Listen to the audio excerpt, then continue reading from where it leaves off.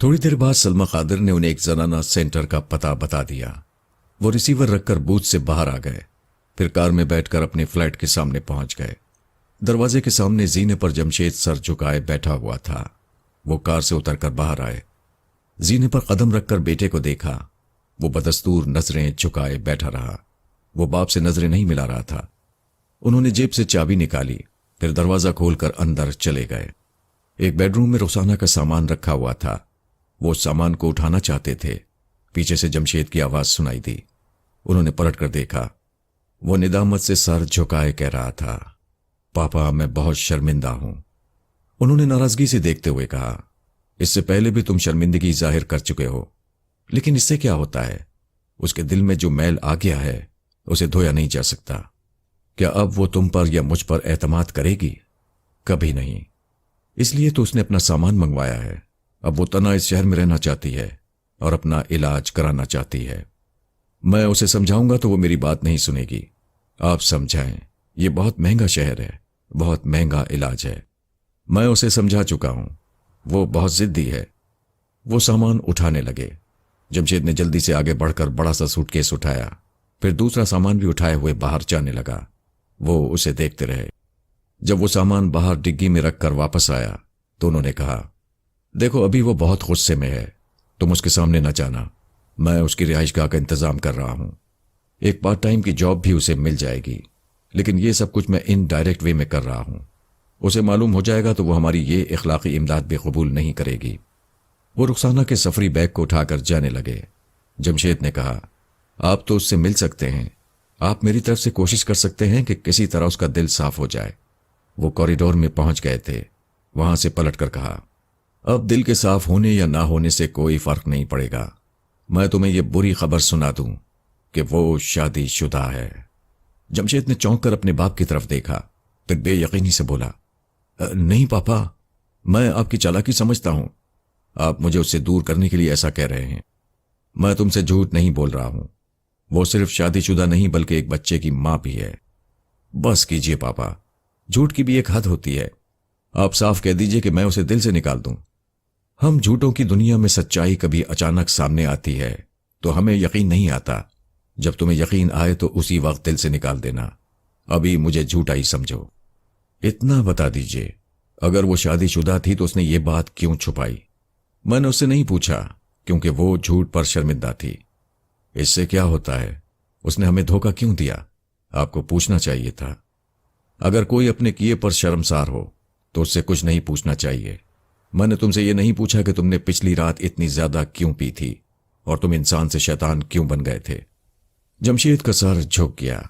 उन्होंने कहा, देखो बेटे, इस वक्त तुम सर झुकाए मेरी बातों को अच्छी तरह समझ सकते हो। जब भी कोई खताकार शर्म से सर झुका लेता है वो अपने अंदर अपना मुहासबा करता है। दूसरों को चाहिए कि फिर उससे कुछ ना कहें, उसका मुहासबा ना करें, उसे उसके हाल पर सोचने के लिए छोड़ दें। ये कहकर उन्होंने खामोश नजरों से बेटे को देखा, फिर पलटकर आहिस्ता आहिस्ता चलते हुए वहां से जाने लगे। जब बैरूनी दरवाजे के पास पहुंचे तो जमशेद ने आवाज दी, पापा। वो दरवाजे से पलट गए, फिर कहने लगे, अब क्या है? खा वो शादीशुदा हो, खा वो एक बच्चे की मां हो, मैं उसे चाहूंगा। वो गुस्से से आगे बढ़ते हुए बोले, क्या तुम्हारा दिमाग खराब हो गया है? क्या दुनिया में इससे ज्यादा हसीन और ज़हीन लड़की कोई नहीं है? होगी, लेकिन आपने उसे मुकम्मल नहीं देखा है। जब प्लास्टिक सर्जरी के बाद मुकम्मल होगी तो क्या होगा? क्या वो हसीना आलम कहलाएगी? वो मेरी जिद है। कैसी जिद? मैं अपने दोस्तों को फेस नहीं कर सकूंगा। पाकिस्तान में और यहां इंग्लैंड में मेरे कॉलेज के ऐसे कितने ही साथी हैं जिनके सामने शर्त लग चुकी है कि मैं रुखसाना को हासिल करके रहूंगा, उसे अपनी शरीक हयात बनाऊंगा। अगर मैं ये शर्त हार गया तो तुम अपने दोस्तों को आसानी से समझा सकते हो कि तुमने ये बाजी शुरू करने में देर कर दी। उस वक्त तक रुखसाना की शादी हो चुकी थी और अब वो एक बच्चे की मां है। देखो बेटे, ये सब कुछ कॉलेज का खिलंडरापन है, इससे बाज आ जाओ, इसे अपनी अना का मसला ना बनाओ। जमशेद ने कोई जवाब नहीं दिया।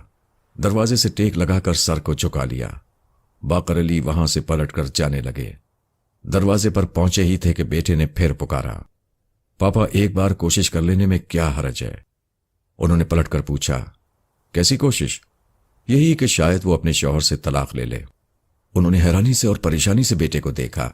बड़ी देर तक देखते रहे, फिर सर को झटक कर बड़े दुख से कहने लगे, हम बूढ़ों की समझ में नहीं आता कि अपनी जवान नस्ल को किस तरह समझाएं। अगर सख्ती करते हैं तो इल्जाम आता है कि हम जालिम हैं, सख्त हैं और अपने रास्ते पर चलाने के लिए अपनी बात मनवाते हैं। और अगर प्यार मोहब्बत से समझाया जाए, अपनी औलाद के सामने घुटने टेक दें, तो मेरे बच्चे, तुम लोग इतने ज़हीन हो कि हमारे घुटने टेकने को बूढ़ों की शिकस्त समझ लेते हो। हम क्या करें? बताओ बेटे, हम क्या करें? क्या मैं तुम्हारे सामने सर फोड़ लूं या तुम्हारी गलतियों की तलाफी करने के लिए उस लड़की के पीछे परेशान होता रहूं जो परदेश में आकर अपनी जिद की वजह से तन्हा भटकना चाहती है और हमारी मदद लेना नहीं चाहती? ये हमारे लिए कितने शर्म की बात है। क्या तुम इसे महसूस कर सकते हो? अगर कर सकते हो तो इस घर से बाहर ना निकलना, उस लड़की से ना मिलना, मेरी ये आखिरी इल्तिजा है। ये कहकर उन्होंने दरवाजे को खोला, फिर बाहर जाते हुए उसे एक झटके से बंद कर दिया। वो चुपचाप दरवाजे से टेक लगाए खड़ा सोचता रहा। कोई चीज आसानी से मिल जाए तो उसकी वो कदर नहीं होती, जरा कोशिश से मिले तो कदर बढ़ जाती है, और जब वो ना मिले तो जिद पैदा कर देती है, एक चैलेंज बन जाती है। इल्तिजा से नहीं मिल सकती तो दौलत से हासिल करो, दौलत से नहीं मिल सकती तो जोरे बाजू से छीन लो, जोरे बाजू से भी छीनी नहीं जा सकती तो फिर कदमों में सर फोड़ दो। कोई बात नहीं, सर जाए मगर सौदाई की रिवायत रह जाए। वो आहिस्ता आहिस्ता चलता हुआ बाथरूम के सामने आया, फिर वहां आईने के सामने खड़ा होकर अपने चेहरे को उंगलियों से छू कर देखने लगा। सोचने लगा कि मुझ में किस बात की कमी है।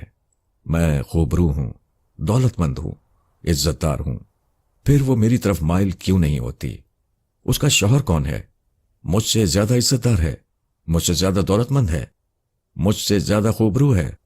आखिर कौन है वो?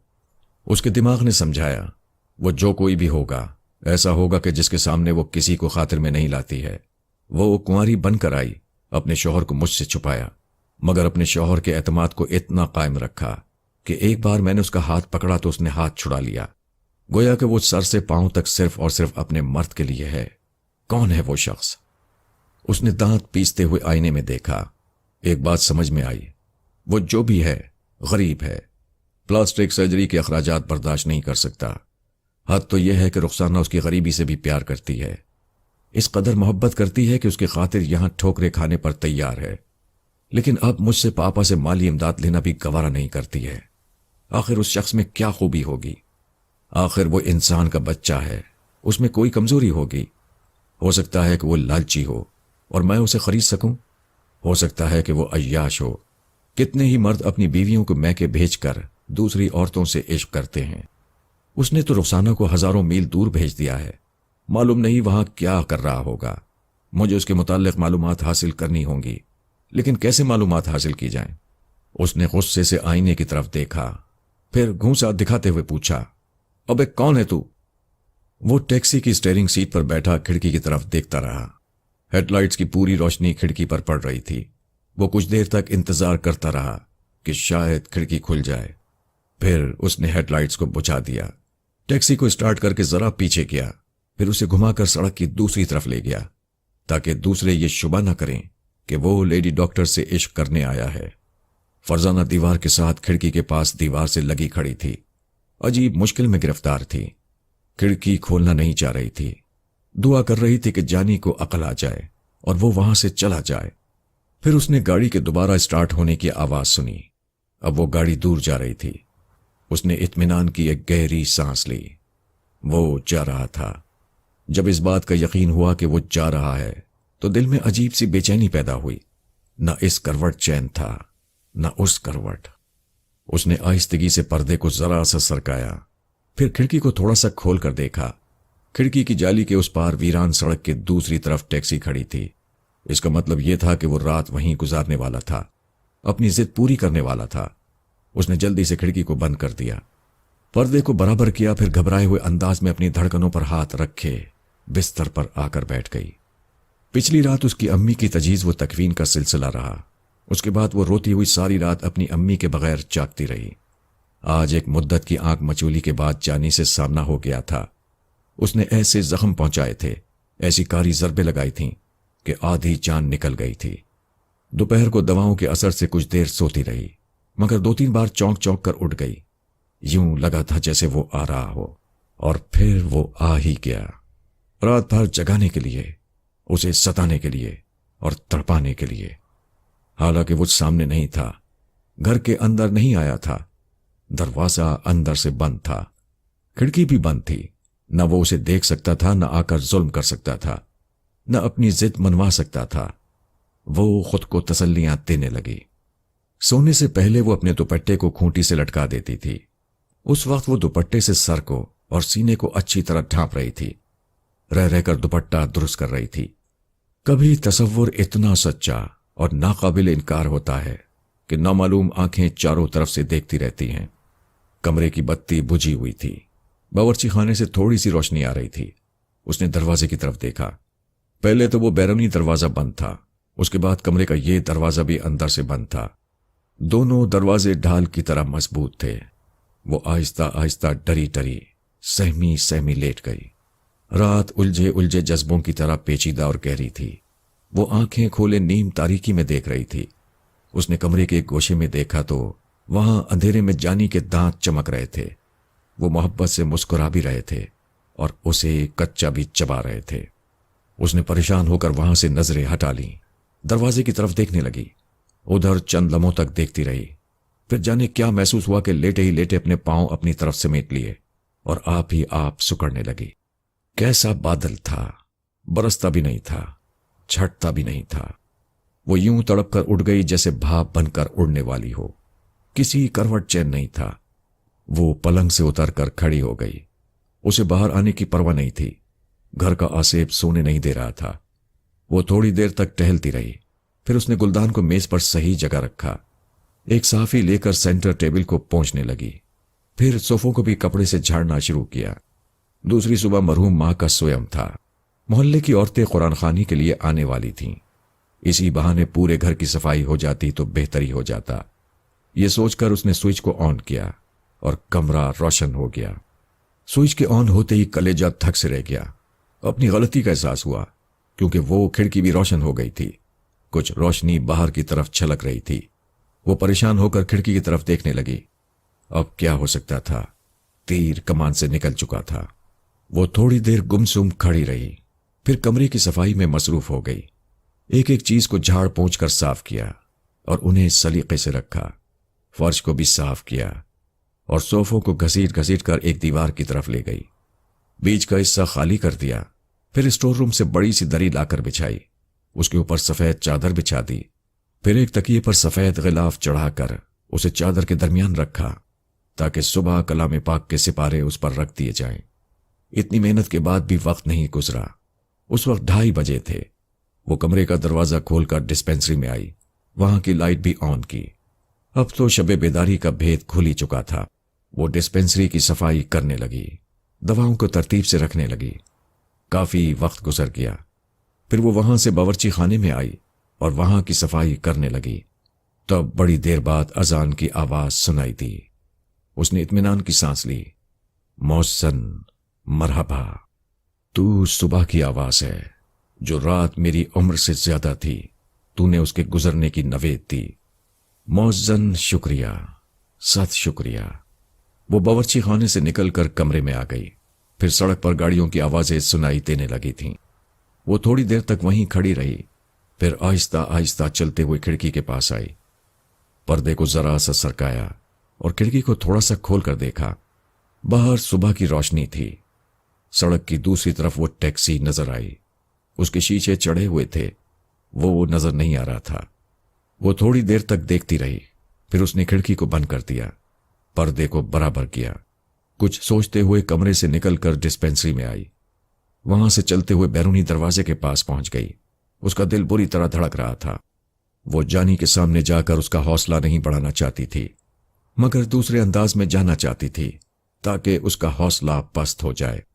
وہ دروازہ کھول کر باہر آ گئی۔ جانی سے سخت لہجے میں یہ کہنے کا ارادہ تھا کہ ساری رات برباد کر کے کیا فائدہ ہوا، میری بھی نیند خراب کی اور خود بھی جاگتے رہے۔ وہ سوچتے ہوئے سڑک کو پار کر کے جب ٹیکسی کے پاس پہنچی تو پچھلی سیٹ پر وہ خراٹے لیتا ہوا نظر آیا۔ اسے گہری نیند میں سوتا دیکھ کر وہ جھنجلا گئی۔ جی میں آیا کہ اس کا منہ نوچ لے۔ کیسا ظالم ہے، کیسی سنگدلی ہے کہ رات بھر اسے جگاتا رہا اور خود گھوڑے بیچ کر سوتا رہا۔ اس نے کھڑکی کے شیشے پر زور سے دستک دی۔ وہ ہڑبڑا کر اٹھ بیٹھا۔ پہلے تو پھٹی پھٹی آنکھوں سے اسے دیکھتا رہا، جیسے خواب دیکھ رہا ہو۔ پھر اس نے آنکھیں مل کر دیکھا۔ دوبارہ شیشے پر دستک ہوئی۔ وہ باہر نکلتے ہوئے بولا، مجھے یقین تھا کہ تم ضرور آؤ گی۔ فضول باتیں نہ کرو، ابھی میرے ہاں قرآن خوانی ہے۔ میں کیا کروں؟ میں تو پڑھنا نہیں جانتا۔ میں تمہیں پڑھنے کے لیے نہیں، یہ کہنے کے لیے آئی ہوں کہ ابھی تمہاری ساس بھی قرآن خوانی میں شریک ہونے کے لیے آئیں گی۔ انہوں نے تمہاری ٹیکسی یہاں دیکھ لی تو کیا ہوگا؟ وہ سر کھجاتے ہوئے بولا، ہاں یہ تو میں نے سوچا ہی نہیں تھا۔ ٹھیک ہے، قرآن خوانی کب ختم ہوگی؟ جب بھی ختم ہو، تم سے کیا مطلب؟ مطلب ہے، اگر نہ ہوتا تو تم مجھے یہ کہنے نہ آتی کہ میں ابھی چلا جاؤں۔ یعنی تم مجھے میری ساس کی نظروں سے چھپا رہی ہو، نہیں چاہتی کہ وہ ہم دونوں کو ایک جگہ دیکھے۔ ٹھیک ہے، میں قرآن خوانی کے بعد آ جاؤں گا۔ وہ حیران سی اسے دیکھ رہی تھی اور سوچ رہی تھی، کیا واقعی میں جانی کو رخسانہ کی امی سے چھپانے کے لیے یہاں آئی ہوں؟ مجھ سے پھر کیسی غلطی ہو گئی ہے؟ وہ اسٹیئرنگ سیٹ پر بیٹھتے ہوئے بولا، میں جا رہا ہوں، تمہیں بدنام نہیں کروں گا۔ وہ کھڑکی پر جھکتے ہوئے بولی، جانی کچھ تو سوچو کہ رخسانہ پردیس میں ہے، اسے تمہارے ایک ایک پیسے کی ضرورت ہے۔ تم اس طرح وقت ضائع کر رہے ہو، کیا کما رہے ہو، اسے کیا بھیجنے والے ہو؟ کبھی تم نے سوچا ہے؟ جانی کی نظریں جھک گئیں۔ فرزانہ نے اس کی دکھتی رگ پکڑ لی تھی۔ وہ ذرا دیر تک سوچتا رہا، پھر فرزانہ نے کہا، دیکھو مجھے میری بات کا جواب دو، میں یہاں کھڑی رہوں گی تو آس پاس کے لوگ شبہ میں مبتلا ہو جائیں گے۔ اس نے کہا، اچھی بات ہے، میں جا رہا ہوں، دن بھر ٹیکسی چلاؤں گا، رخسانہ کے لیے کماؤں گا، لیکن رات کے 8 بجے تک پھر یہاں پہنچ جاؤں گا۔ یہ کہتے ہوئے اس نے گاڑی سٹارٹ کی اور آگے بڑھاتی۔ فرزانہ کو شام تک کے لیے اطمینان ہو گیا۔ وہ وہاں سے گھوم کر اپنے کلینک کے اندر چلی گئی۔ جانی شام کو آیا تو رات بھر اسی جگہ ٹیکسی میں سوتا رہا۔ وہ ضد کا پکا تھا، روز رات کو آتا تھا اور صبح گاڑی لے کر چلا جاتا تھا۔ آخر 5ویں دن صبح کے وقت وہ بال بکھرائے پریشان حال اس کے پاس آئی۔ وہ بیدار ہو چکا تھا اور پچھلی سیٹ پر بیٹھا اسے دیکھ رہا تھا۔ فرزانہ نے اس سے کچھ نہیں کہا۔ اگلی سیٹ کا دروازہ کھول کر بیٹھ گئی۔ جانی ایک دم سے خوش ہو کر باہر آیا، پھر پچھلے دروازے کو بند کر کے اسٹیئرنگ پر آ کر بیٹھ گیا۔ نہ وہ بولی نہ یہ بولا، کچھ کہے سنے بغیر اس نے گاڑی سٹارٹ کی، پھر اسے آگے بڑھا دیا۔ وہ اورنگی کے علاقے سے نکل کر بنارس پہنچے۔ اس وقت تک خاموشی رہی۔ جانی نے اس کی طرف دیکھے بغیر خوش ہو کر کہا، میں جانتا تھا کہ تم مجھے دل سے چاہتی ہو، مگر اوپر سے غصہ دکھاتی ہو۔ یہ کہہ کر وہ چپ ہو گیا، جواب کا انتظار کرنے لگا۔ گاڑی آگے بڑھتی رہی۔ جب بہت دیر تک جواب نہ ملا تو اس نے کن آنکھوں سے اس کی طرف دیکھا۔ وہ سیٹ کی پشت سے ٹیک لگائے سر جھکائے اونگ رہی تھی۔ یک بار کی جانی کو ندامت کا احساس ہوا۔ کیا وہ تمام رات جاگتی رہی تھی؟ اس نے پھر آہستگی سے مخاطب کیا، فرزانہ کیا تم سو رہی ہو؟ وہ ایک دم چونک گئی، پھر سامنے دیکھتے ہوئے بولی، یہ تم کہاں لے جا رہے ہو؟ میں تمہارے گھر جانے کے لیے نہیں آئی ہوں۔ تم سے 2 ٹوک فیصلہ کرنا چاہتی ہوں۔ آخر تم چاہتے کیا ہو؟ وہ چند لمحوں تک خاموش رہا، پھر کہنے لگا، تمہیں نیند آ رہی ہے، فیصلہ کیا کرو گی؟ نیند تو آتی رہے گی اور میں اسے کچلتی رہوں گی۔ تمہیں کچھ خیال بھی ہے؟ 6 دنوں سے میں کبھی رات کو پوری نیند سو نہیں سکی، ہمیشہ چونک چونک کر اٹھ جاتی ہوں۔ کبھی دن کو سونے کا موقع ملتا ہے تب بھی تم میرے حواس پر چھائے رہتے ہو۔ اسے محبت کہتے ہیں۔ فضول باتیں نہ کرو، اسے خوف اور دہشت بھی کہتے ہیں۔ میں تمہارے ڈر سے سو نہیں سکتی، کبھی بدنامی کا خیال آتا ہے، کبھی تمہاری درندگی یاد آتی ہے تو رونے لگتی ہوں۔ اتنی بڑی دنیا میں میرا کوئی نہیں ہے، تم مجھے مار ڈالو گے تو کوئی پوچھنے والا نہیں ہوگا، اسی لیے آ گئی ہوں۔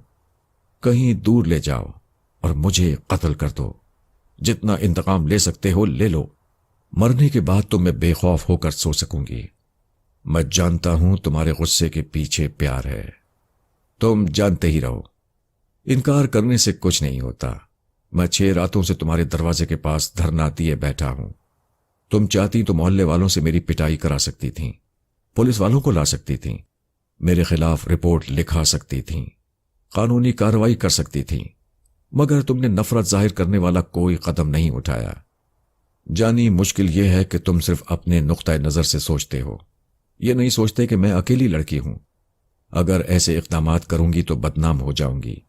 لوگوں کی زبانیں ایک نہیں ہوتی، وہ اپنے اپنے طور پر بولنا شروع کر دیں گے۔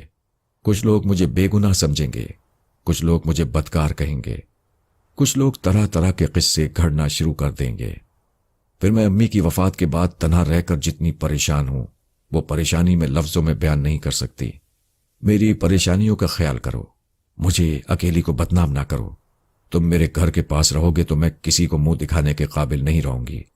اگر تم یہ سب کچھ انتقام لینے کے لیے کر رہے ہو تو سیدھی سی بات ہے، مجھے مار ڈالو۔ وہ ونڈ اسکرین کے پار دیکھتے ہوئے بولا، اگر میں بدماش اور قاتل ہوتا تو سب سے پہلے رخسانہ کو قتل کر دیتا، کیونکہ وہ جھوٹ کے راستے میری شریک حیات بن کر آئی تھی۔ لیکن میں کیا بتاؤں کہ میں ایسا کیوں نہیں کر سکتا۔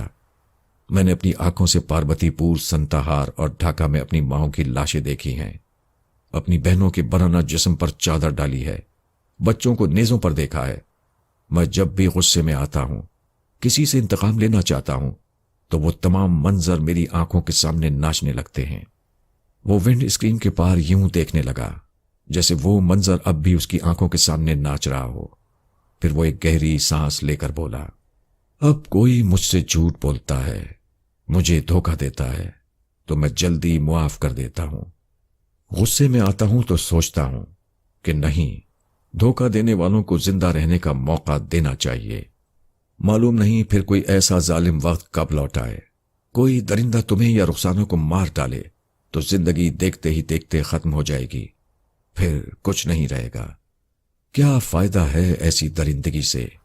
غصے میں معاف کرنا اور صبر کرنا بہت مشکل ہے، اور یہ مشکل کام میں کر رہا ہوں۔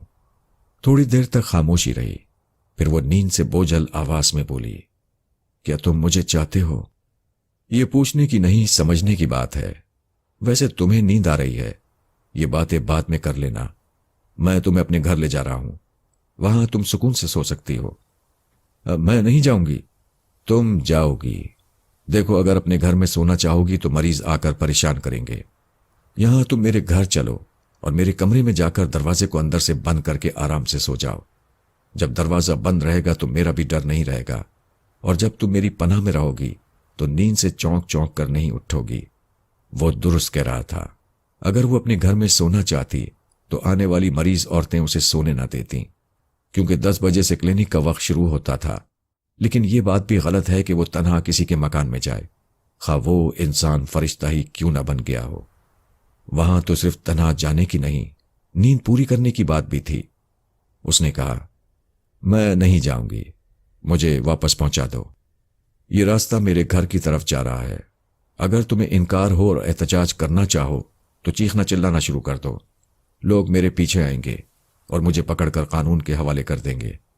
تم جانتے ہو کہ میں ایسا نہیں کر سکتی۔ کیوں نہیں کر سکتی؟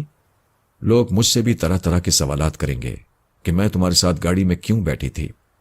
گاڑی میں کتنی ہی لڑکیاں بیٹھ کر ایک جگہ سے دوسری جگہ جاتی ہیں، وہ پچھلی سیٹ پر بیٹھ کر جاتی ہیں، میں اگلی سیٹ پر ہوں۔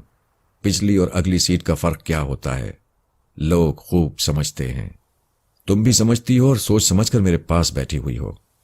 وہ چپ ہو گئی۔ اس نے ایسی بات کہہ دی تھی کہ اس کا جواب نہ بن پڑا۔ اس نے ایک جگہ گاڑی کو روکتے ہوئے کہا، ادھر دور ایک حلوائی کی دکان ہے، گرما گرم بھاجی پوریاں ملیں گی، میں تمہیں بھوکا نہیں سونے دوں گا، یہاں انتظار کرو، ابھی لے کر آتا ہوں۔ وہ ٹیکسی سے اتر کر تیزی سے چلتا ہوا حلوائی کی دکان کی طرف جانے لگا۔ وہاں جگہ ایسی تھی کہ وہ گاڑی پارک نہیں کر سکتا تھا، اسی لیے بہت فاصلے پر فرزانہ کو چھوڑ کر آنا پڑا۔ دل میں یہ اندیشہ تھا کہ شاید وہ اتر کر دوسری ٹیکسی میں بیٹھ کر چلی نہ جائے۔ اس سے پہلے بھی وہ اس کی ٹیکسی سے اتر کر دوسری ٹیکسی میں بیٹھ کر چلی گئی تھی۔ حلوائی کی دکان میں بھیڑ تھی، واپسی میں 15 منٹ لگ گئے۔ کسی کو فرار ہونے کے لیے 15 منٹ بہت ہوتے ہیں، لیکن جب وہ واپس آیا تو وہ اپنی جگہ موجود تھی۔ اس نے قریب آ کر دیکھا، اس کا سر سیٹ کی پشت سے ٹکا ہوا تھا، گردن ایک طرف جھکی ہوئی تھی اور وہ گہری نیند میں ڈوبی ہوئی تھی۔ جانی نے ناشتے کو ڈیش بورڈ کے اوپر رکھا، پھر اسٹیئرنگ سیٹ پر بیٹھ کر بڑی آہستگی سے دروازے کو بند کیا اور گاڑی کو دھیرے دھیرے سٹارٹ کرنے لگا۔ خواہ گاڑی کتنی ہی آہستگی سے سٹارٹ کی جائے، इंजन के जलने का शोर तो होता ही है, लेकिन उस शोर के बावजूद वो सोती रही। वो धीरे धीरे ड्राइव करता हुआ घर की तरफ जाने लगा। तकरीबन 6 दिनों से वो पूरी नींद के लिए तरस रही थी। हालात अजीब मोड़ पर ले आते हैं। जिस दुश्मन से वो डरती थी, अब उसी के साए में सो रही थी। वो गाड़ी को मकान के इहाते में ले आया। अब सोचने लगा उसे जगाया जाए या नहीं। उसने जगाने से पहले उसके चेहरे को देखा।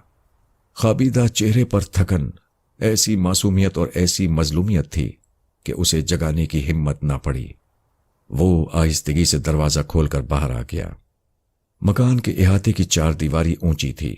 बाहर से कोई उसे देख नहीं सकता था। उसने टैक्सी के अगले दोनों दरवाजे आहिस्तगी से खोल दिए ताकि उसे ठंडी हवा लगती रहे। वो पूरी भाजी का पैकेट उठाकर मकान के अंदर चला गया। वहां उसने पहले शेव किया, फिर गुस्ल वगैरह से फारिग होने के बाद लिबास तब्दील करके नाश्ता किया। उसके लिए 4 पूरियां बचा कर रखीं। फिर पानी पीने के बाद बाहर आया। टैक्सी के पास पहुंचकर देखा वो उसी तरह बेसुध होकर सारी दुनिया से गाफिल और अपने आप से भी बेखबर सो रही थी। वो उसे एक टुक देखने लगा। उसने आज तक ऐसा खाबीदा हुस्न नहीं देखा था। रुखसाना को देखा था। बेशक वो बहुत ही हसीन थी, लेकिन आती थी। आधा चेहरा था, आधा हुस्न था। वो जो एक मुकम्मल हुस्न की तलब होती है, वो नहीं थी। रुखसाना के साथ सोते जागते यूं लगता था जैसे वो ख्वाब देखता हो और ख्वाब की अधूरी ताबीर मिलती हो। उस वक्त फरजाना मुकम्मल ताबीर बनकर उसकी निगाहों के सामने आ गई थी। वो उसे देखते देखते आहिस्तगी से स्टीयरिंग के पास नीचे बैठ गया। सीट पर बैठने से इस बात का डर था कि उसकी नींद टूट जाएगी। उस वक्त यही अच्छा लग रहा था कि वो सोती रहे और वो देखता रहे। फिर वो जाने कितनी देर तक देखता रहा। इहाते के बाहर उसे एक टैक्सी ड्राइवर की आवाज सुनाई दी। वो उससे मिलने आया था। जानी जल्दी से उठ गया कि वो इधर न चला आए। तेजी से चलता हुआ इहाते के गेट के पास गया। फिर उसने पूछा, तुम इस वक्त यहां कैसे आ गए? मेरी गाड़ी में पेट्रोल खत्म हो गया है। मैंने सोचा तुम्हारे पास हो तो ले लूं। मेरे पास नहीं है, इसीलिए मैंने गाड़ी बंद रखी है।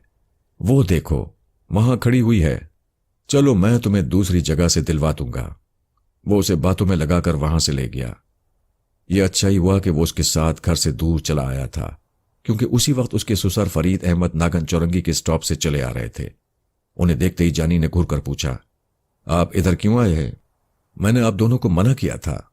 वो जल्दी से जेब में हाथ डालकर एक लिफाफा निकालते हुए बोले, मुझे याद है तुमने कहा था कि हम तुम्हारे घर की तरफ ना आए, लेकिन ये रुखसाना का खत आया है।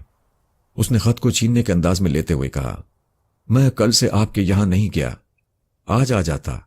इतनी जल्दी क्या थी? मैं वहां आकर खत ले सकता था।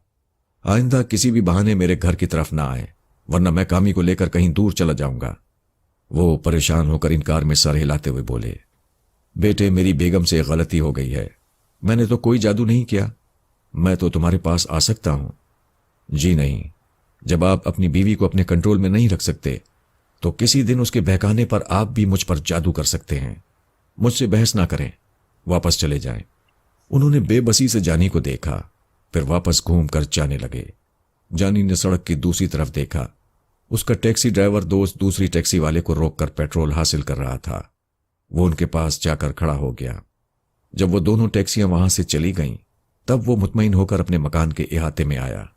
फरजाना उसी तरह सो रही थी। वो अपने बरामदे के जीने पर बैठ गया। लिफाफे को चाक करके उसमें से तय किया हुआ कागज निकाला, फिर उसे खोलकर पढ़ने लगा। रुखसाना का खत बड़ा ही खुश खत था। उसने लिखा था, मेरे सर के ताज, मेरे आसमान, मैं लंदन पहुंच गई हूं। इस वक्त रात के 11 बजे हैं। मैं यहां के एक फ्लैट में तन्हा हूं। अंकल किसी काम से लंदन से बाहर गए हैं। मैं तन्हाई में तुम्हें खत लिख रही हूं। तुम और कामी बड़ी शिद्दत से याद आ रहे हो। मेरे पास तुम लोगों की यादों के सिवा और है भी क्या। लंदन रंगारंग दिलचस्पियों का मरकज है, लेकिन तुम्हारे और कामी के बगैर यूं लगता है जैसे मैं उजाड़ ब्याबान में आ गई हूं, और जब तक मेरा चेहरा मुकम्मल नहीं होगा मैं इस ब्याबान में तन्हा भटकती रहूंगी। जानी, इतनी दूर आने को तो आ गई हूं, मगर दिल तुम्हारी तरफ अटका हुआ है। सोचती रहती हूं, फिर डरती रहती हूं, जाने कब तुम उससे मिल बैठो। پھر میرا کیا ہوگا جانی؟ میں تو تمہیں روکنے ٹوکنے کے لیے نہیں آ سکوں گی، میرا خدا ہی تمہیں دیکھتا رہے گا۔ کہیں ایسا تو نہیں کہ میں ادھر آئی ہوں اور ادھر تم نے اسے ڈھونڈ نکالا ہو؟ جانی نے پڑھتے پڑھتے سر گھما کر دیکھا۔ ٹیکسی مکان کی دیوار کے سائے میں تھی، اس لیے برآمدے سے نظر نہیں آ رہی تھی۔ وہ پھر سر جھکا کر پڑھنے لگا۔ لکھا تھا، دیکھو جانی، اگر تم مجھ سے مل رہے ہو تو مجھ سے نہ چھپانا، یہ مجھ پر بڑا ظلم ہوگا۔ میں اپنی محبت آدھی تمہیں دینا چاہتی ہوں، آدھی کامی کو دینا چاہتی ہوں، آدھا تمہیں یاد کرنا چاہتی ہوں، آدھا کامی کو یاد کرنا چاہتی ہوں، لیکن اپنے بچے کو کیسے یاد کروں؟ میرا سارا خیال، سارا وہم اور سارے اندیشے تمہاری طرف چلے جاتے ہیں، تمہاری طرف دھیان لگا رہتا ہے۔ کیا یہ مجھ پر ظلم نہیں ہے کہ میں تمہارے سلسلے میں ڈرتی رہوں اور مجھے اپنے بچے کو یاد کرنے کا موقع تک نہ ملے؟ جانی، بیوی پر تو لوگ ظلم کرتے ہی ہیں، ایک ماں پر ظلم نہیں کرنا چاہیے۔ جانی نے دونوں ہاتھوں سے خط کو دبوچ لیا، اپنی آنکھیں بند کر لیں، کیونکہ اندر سے ایک انسان آنکھیں کھول رہا تھا۔ جب ایسا ہوتا ہے تو ساری دنیا سے اپنی آنکھوں کو سمیٹ کر بند آنکھوں کے پیچھے چھپا لیتا ہے اور ان نظروں سے اپنے اندر کے جاگنے والے انسان کو دیکھتا ہے، اپنا محاسبہ کرتا ہے۔ وہاں وہ سوچ رہا تھا کہ اس خط کا جواب کیا دے گا، کیا جھوٹ لکھے گا کہ فرزانہ سے ملاقات نہیں ہوئی۔ اس کے دماغ نے سمجھایا، جھوٹ اور سچ کی بات نہیں ہے۔ اگر میں فرزانہ سے مل بیٹھا ہوں، اس کے پیچھے ابھی تک بھاگ رہا ہوں، تو اس میں میری بیوی کا کیا نقصان ہے؟ بیوی پھر بیوی ہوتی ہے، اپنے بچے کی ماں ہوتی ہے۔ گھر، بیوی اور بچہ اپنی جگہ ہے۔ باہر جو محبت حاصل ہوتی ہے وہ ایسی ہی ہوتی ہے جیسے آدمی گھر سے باہر کھلی ہوا میں سانس لینے جا رہا ہو، جیسے گھر کے گلدان کو دیکھتے دیکھتے باہر تازہ بتازہ نوبہار نو چمن میں نکل آیا ہو۔ میں اس پھول کو گھر کے گلدان میں نہیں سجا سکتا، کیونکہ ایک دن وہ پھول بھی باسی ہو جائے گا۔ لہٰذا بیوی اپنی جگہ ہے اور باہر کی رنگین خوبصورتی اور خوشبو اپنی جگہ۔ میں دونوں میں سے کسی کو کسی کا حق نہیں دوں گا اور نہ ہی کسی کا حق چھینوں گا۔ وہ پھر خط کو کھول کر پڑھنے لگا۔ جانی، میں کل صبح اس ڈاکٹر سے پہلی بار ملنے جاؤں گی جو میرے چہرے کو مکمل کرے گا۔ مجھے یقین ہے کہ بہت جلد میرا چہرہ بن جائے گا، مگر اصل بنانے والے تو تم ہو۔ میں اللہ سے یہی دعا مانگتی رہتی ہوں کہ میری واپسی تک تم بہکنے نہ پاؤ، کوئی تمہیں اپنے پیچھے نہ دوڑائے۔ جب میں تمہارے پاس آ جاؤں گی تو اس کے بعد تمہیں سنبھال لوں گی۔ تم مجھ سے کتنے ہی بڑے سہی، لیکن ایک ایسے بچے ہو جو دنیا کے میلے میں حیرت اور مسرت سے ہڑبڑا کر اپنوں کی انگلی چھوڑ کر گم ہونے لگتا ہے۔ یہ میری غلطی ہے، تم نے میری انگلی خوب پکڑ لی تھی، میں ہی چھوڑا کر چلی آئی۔ جی چاہتا ہے میں تمہیں ایسے ایسے انداز میں خط لکھوں کہ تم میری غیر موجودگی میں بہکنا بھول جاؤ۔ جانی، میری گھبراہٹ کو اور میرے اندیشوں کو سمجھو۔ خدا کے لیے اپنے وعدے پر قائم رہو۔ تم نے وعدہ کیا تھا کہ فرزانہ کو تلاش نہیں کرو گے، اس سے نہیں ملو گے، اور اگر کسی مجبوری سے مل بیٹھے ہو تو تمہیں اپنی زبان کا پاس رکھتے ہوئے کبھی دوسری شادی کا خیال بھی دل میں نہیں لانا چاہیے۔ تم میرا انتظار کرو گے، کیوں کرو گے نا؟ وہ پڑھتا جا رہا تھا اور اندر ہی اندر بے چین ہو رہا تھا، تذبذب میں گرفتار ہو رہا تھا، کیا کرے کیا نہ کرے۔ فرزانہ اتنی قریب آ گئی تھی کہ اب ہاتھوں میں آنے ہی والی تھی۔ ادھر دونوں ہاتھوں میں وہ کاغذ رخسانہ کے سہمے ہوئے دل کی طرح کانپ رہا تھا۔ وہ بہت دیر تک برآمدے کے زینے پر بیٹھا رہا، پھر اس نے خط کو طے کر کے جیب میں رکھا، وہاں سے اٹھ کر ٹیکسی کے پاس آیا۔ وہ اسی طرح گہری نیند میں ڈوبی ہوئی تھی، اسے اپنا ہوش بھی نہیں تھا۔ دوپٹہ شانے سے ڈھلک کر اس کی گود میں گر پڑا تھا۔ ایک خیال آیا کہ آہستگی سے جھک کر دوپٹے کو اٹھا کر اس کے چہرے کو اور بدن کے دوسرے حصوں کو ڈھانپ دے، لیکن وہ بیدار ہو سکتی تھی، اسے اپنے قریب دیکھ کر غلط فہمی میں مبتلا ہو سکتی تھی۔ وہ وہاں سے کمرے کے اندر آیا، تھوڑی دیر تک ٹہلتا رہا، سوچتا رہا کہ رخسانہ کے خط کا جواب لکھتے، لیکن خط لکھنے کے دوران فرزانہ بیدار ہو جائے گی تو کیا ہوگا؟ یہی ہوگا کہ ادھر وہ لکھنے میں مصروف رہے گا، ادھر وہ اٹھ کر چپ چاپ چلی جائے گی، یا پھر اس کے پاس آئے گی، پوچھے گی کیا لکھ رہے ہو؟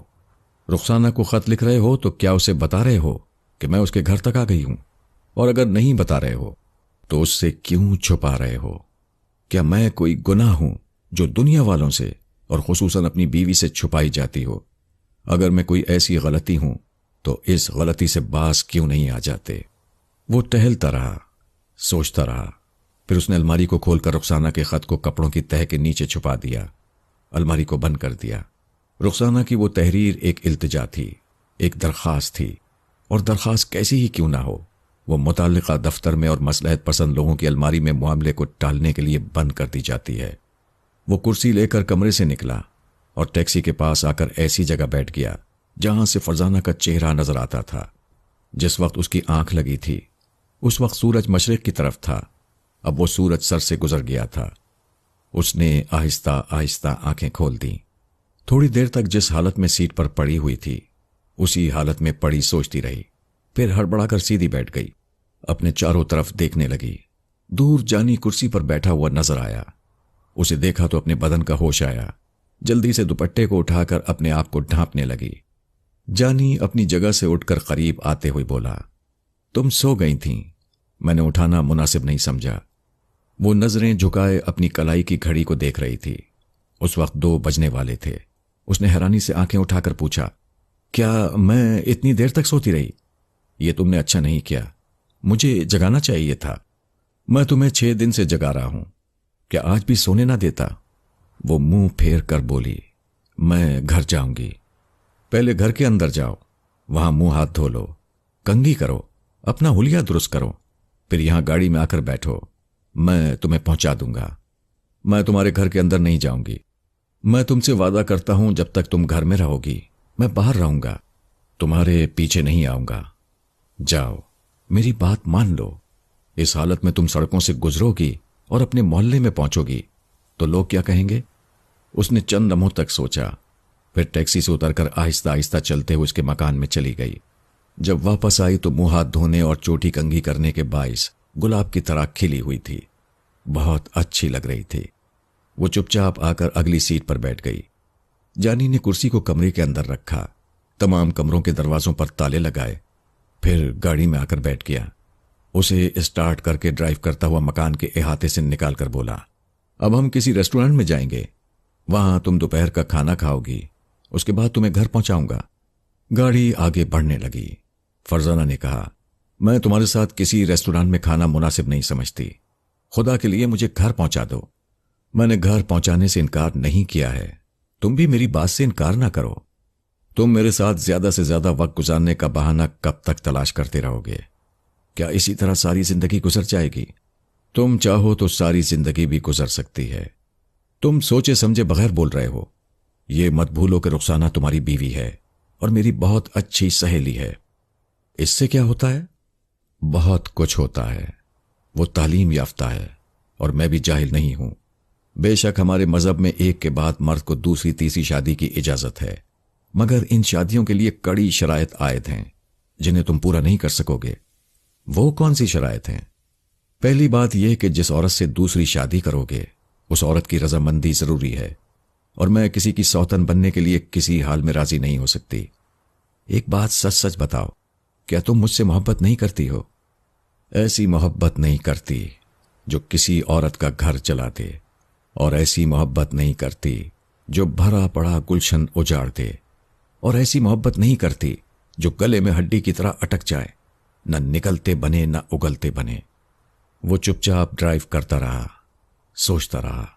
فرزانہ نے کہا، میں نے کہا تھا نا کہ تم یہ شرائط پوری نہیں کر سکو گے۔ دوسری شرط یہ ہے کہ دوسری شادی کے لیے اپنی پہلی بیوی میں کوئی کھوٹ یا کمی نکالنی پڑتی ہے، کوئی مجبوری بیان کرنی پڑتی ہے۔ کیا مجبوری ہے تمہاری؟ کیا رخسانہ ایک اچھی گھریلو وفادار بیوی نہیں ہے؟ کیا دل و جان سے تمہیں نہیں چاہتی ہے؟ اس میں صرف ایک ہی کمی ہے کہ چہرہ مکمل نہیں ہے۔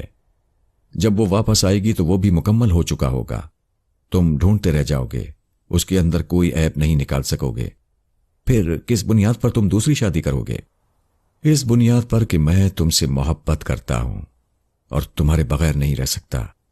انسان صرف سانسوں کے بغیر نہیں رہ سکتا، باقی دنیا کی ہر چیز کے بغیر کچھ عرصے تک جی لیتا ہے۔ کیا آدمی محبت کی خاطر مرتا نہیں ہے؟ میں نے تو سنا ہے کہ آدمی صرف نفرت سے مرتا ہے، وہ محبت کی خاطر زندہ رہتا ہے اور دوسروں کو بھی زندہ رکھتا ہے۔ وہ محبت ہی کیا جو کسی کو مار ڈالے۔ جانی نے بے بسی سے کہا، بڑی مشکل ہے، میں تمہاری جیسا پڑھا لکھا نہیں ہوں اور تمہاری جیسی باتیں نہیں بنا سکتا۔ وہ ایک ریسٹوران میں پہنچے، वहां खाना खाते रहे मगर खामोश रहे। जानी की समझ में नहीं आ रहा था कि उसे किस तरह अपनी तरफ माइल करे। वैसे माइल करने की जरूरत नहीं थी। ये बात वाज़ेह थी कि फरजाना के दिल में उसके लिए मोहब्बत है। ना होती तो वो उसके साथ रेस्टोरेंट में खाना ना खाती।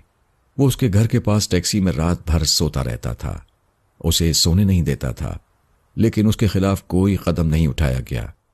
उसकी खामोशी उसका हौसला बढ़ाती थी, और खामोशी के पीछे क्या है ये जानी खूब समझता था। खाने के बाद फिर वो टैक्सी में बैठकर औरंगी की तरफ रवाना हुए। रास्ते में एक जगह फरजाना ने कहा, यहां गाड़ी रोक दो, मैं बस में जाऊंगी। मैं नहीं चाहती कि मोहल्ले वाले मुझे तुम्हारी टैक्सी से उतरता हुआ देखें। उसने गाड़ी रोक दी। वो दरवाजा खोलकर बाहर जाने लगी। जानी ने कहा, अब मैं रात को तुम्हारे घर के पास नहीं आऊंगा, मेरी वजह से तुम रात भर जागती रहती हो। उसने मुतमईन होकर कहा, शुक्रिया। जानी ने कहा, मैं दिन के वक्त आया करूंगा। फरजाना ने चौंक कर उसे देखा, फिर जोर से दरवाजे को बंद करते हुए कहा, ताज्जुब है, इतनी देर से समझा रही हूं, फिर भी तुम्हारी समझ में नहीं आया।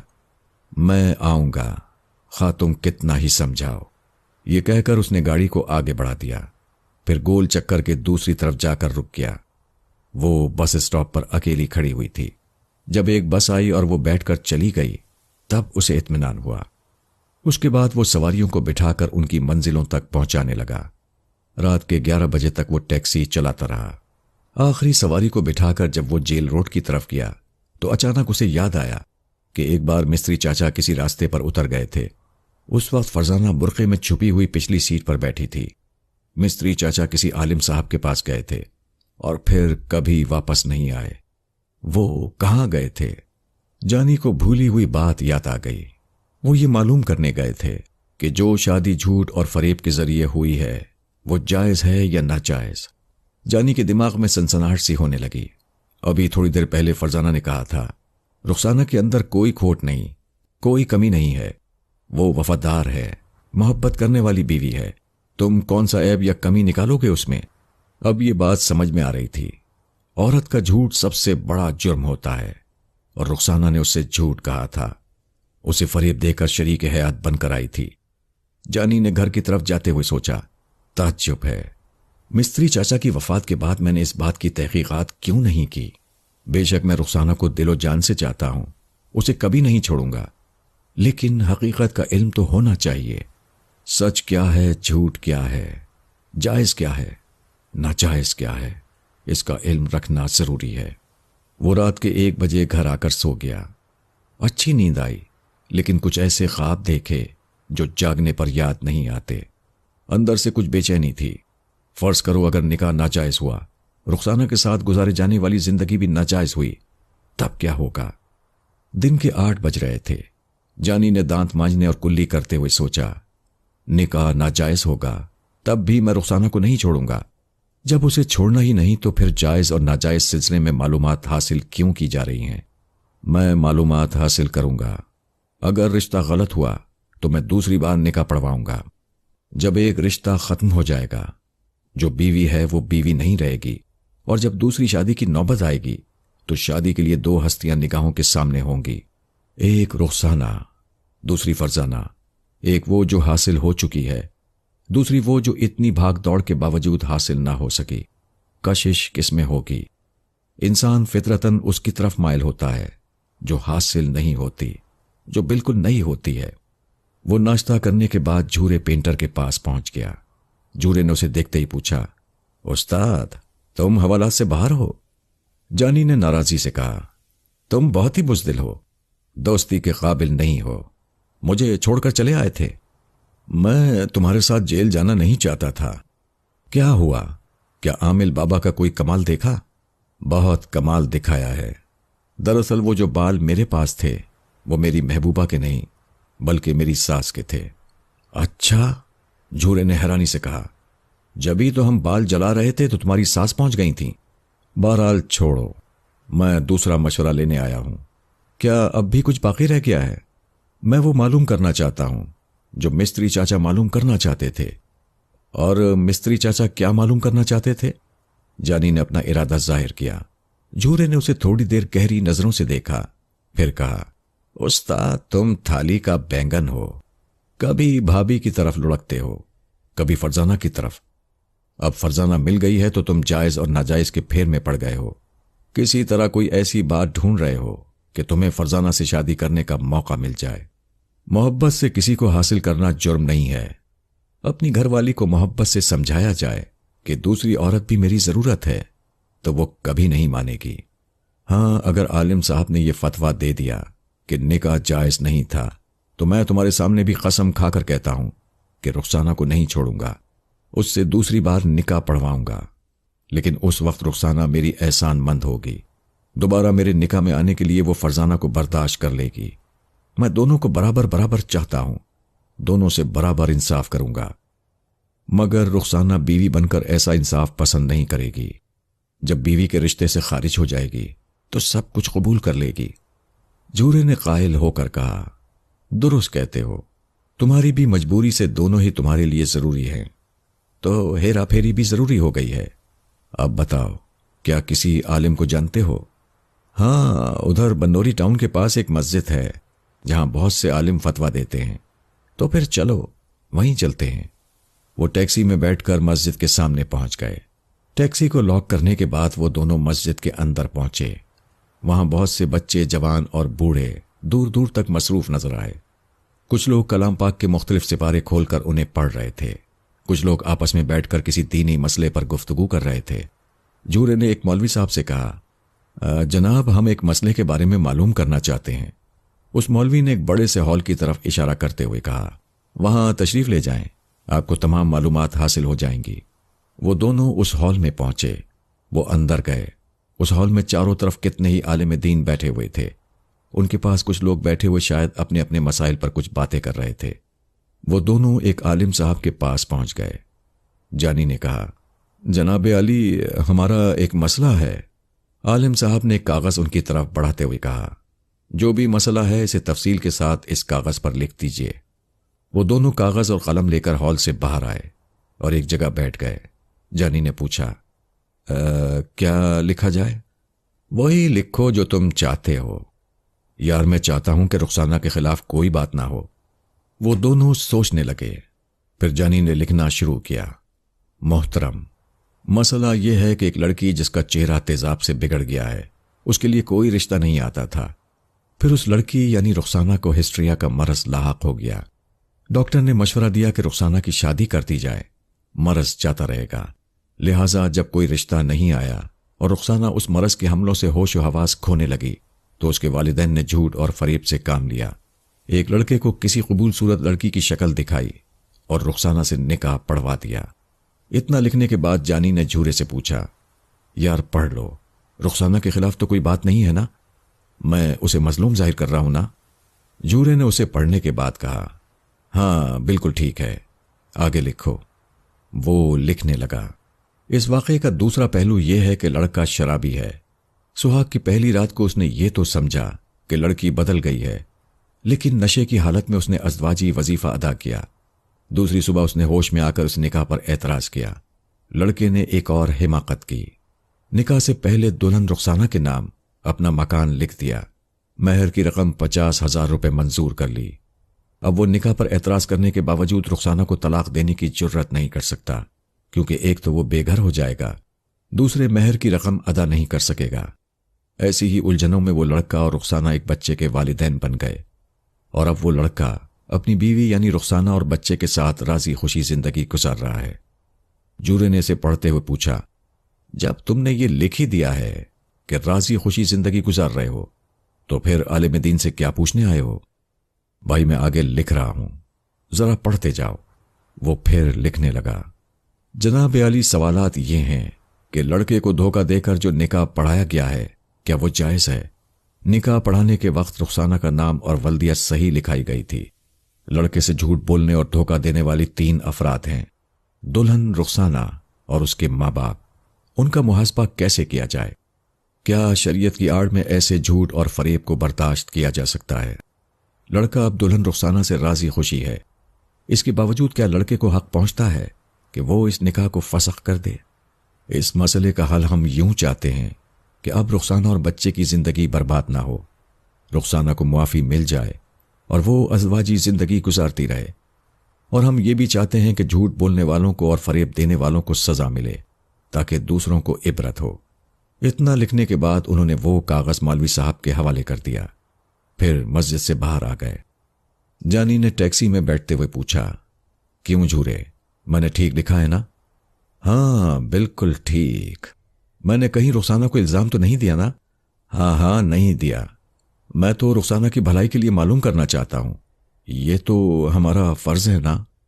ہاں ہمارا فرض ہے۔ اس نے ٹیکسی سٹارٹ کی اور آگے بڑھ گیا۔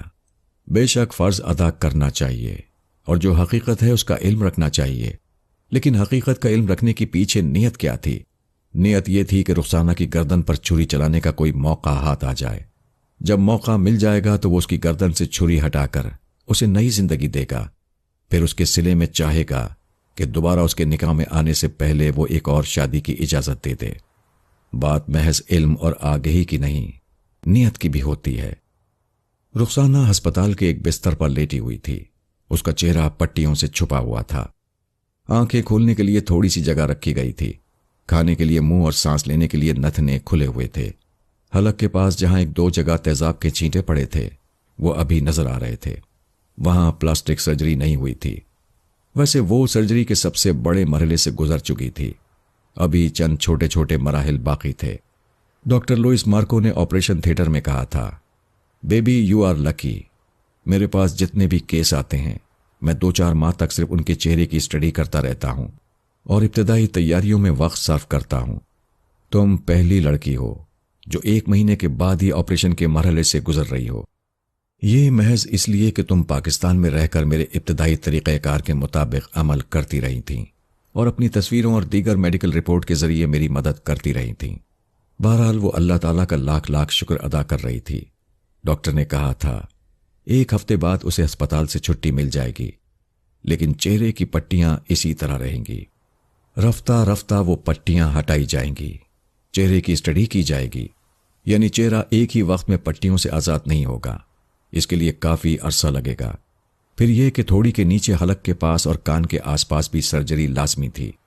اس کا مطلب یہ تھا کہ اس سلسلے میں ابھی اسے 7-8 ماہ تک لندن میں رہنا تھا۔